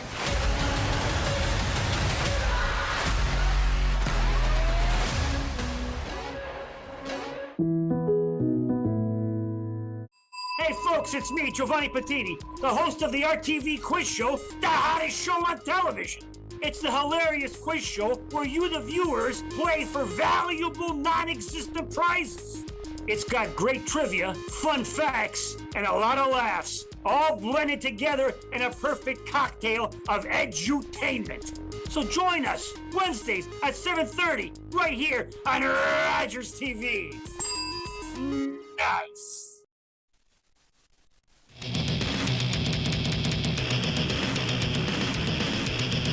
Welcome back, Delaware Speedway Racing at Rogers TV. I'm Joe Lane and this is Kyle Friel. Kyle, crazy night of racing, bone stocks, V8s, late models, and also some really unexpected results. Yeah, exactly. Starting with the bone stocks, it was quite a race through and through. It was so long ago. Here we go, the results here. Jay Cox taking the victory. Rounding out the top 5 was Jordan Wilms, Colin Willems, Jeremiah Rabideau, and Derek Mosker. That was the bone stock top 5. Now into the V8 stock race results here. The winner, the 15 machine of Dave Evison. He held off the legend Paul Fothergill for that victory. And then quickly here, as we just seen, the late model winner was Connor Pritico in the 19 machine with the 22P of Chase Pinsnow coming in second place. Rounding out the podium is the 03 of Ray Morneau. What a great night of racing here at Delaware Speedway on a Friday night. And 10th was Vanderwell, who had a chaotic night as well, but better than being upside down and on fire.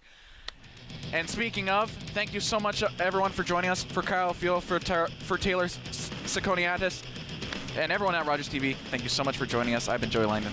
Thank you. Good night.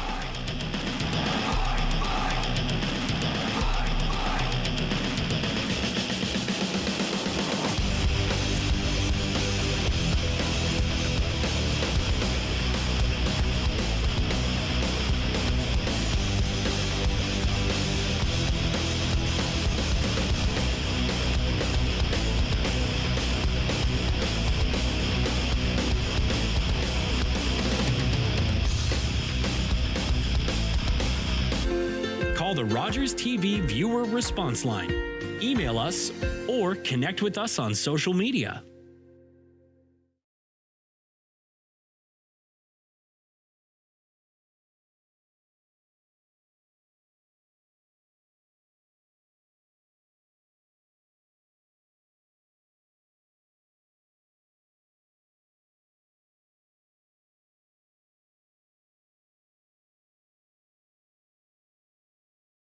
Or maybe your roommate? What about your best friend? You could just dial 1-888-TAXI-GUY or use the Taxi Guy app. The call and the app are free, and they both connect you to a local cab company to bring you home safely. Visit ArriveAlive.org to find out more. Arrive Alive, drive sober.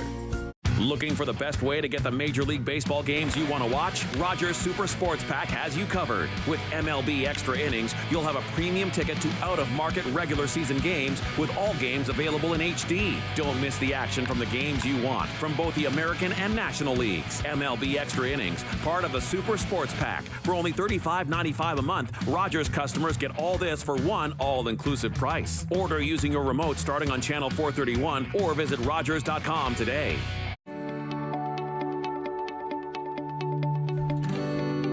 You're watching Rogers TV. Jeff from Chillin' and Grillin' with Jeff here. Obviously, I love chillin', grillin', and barbecuing.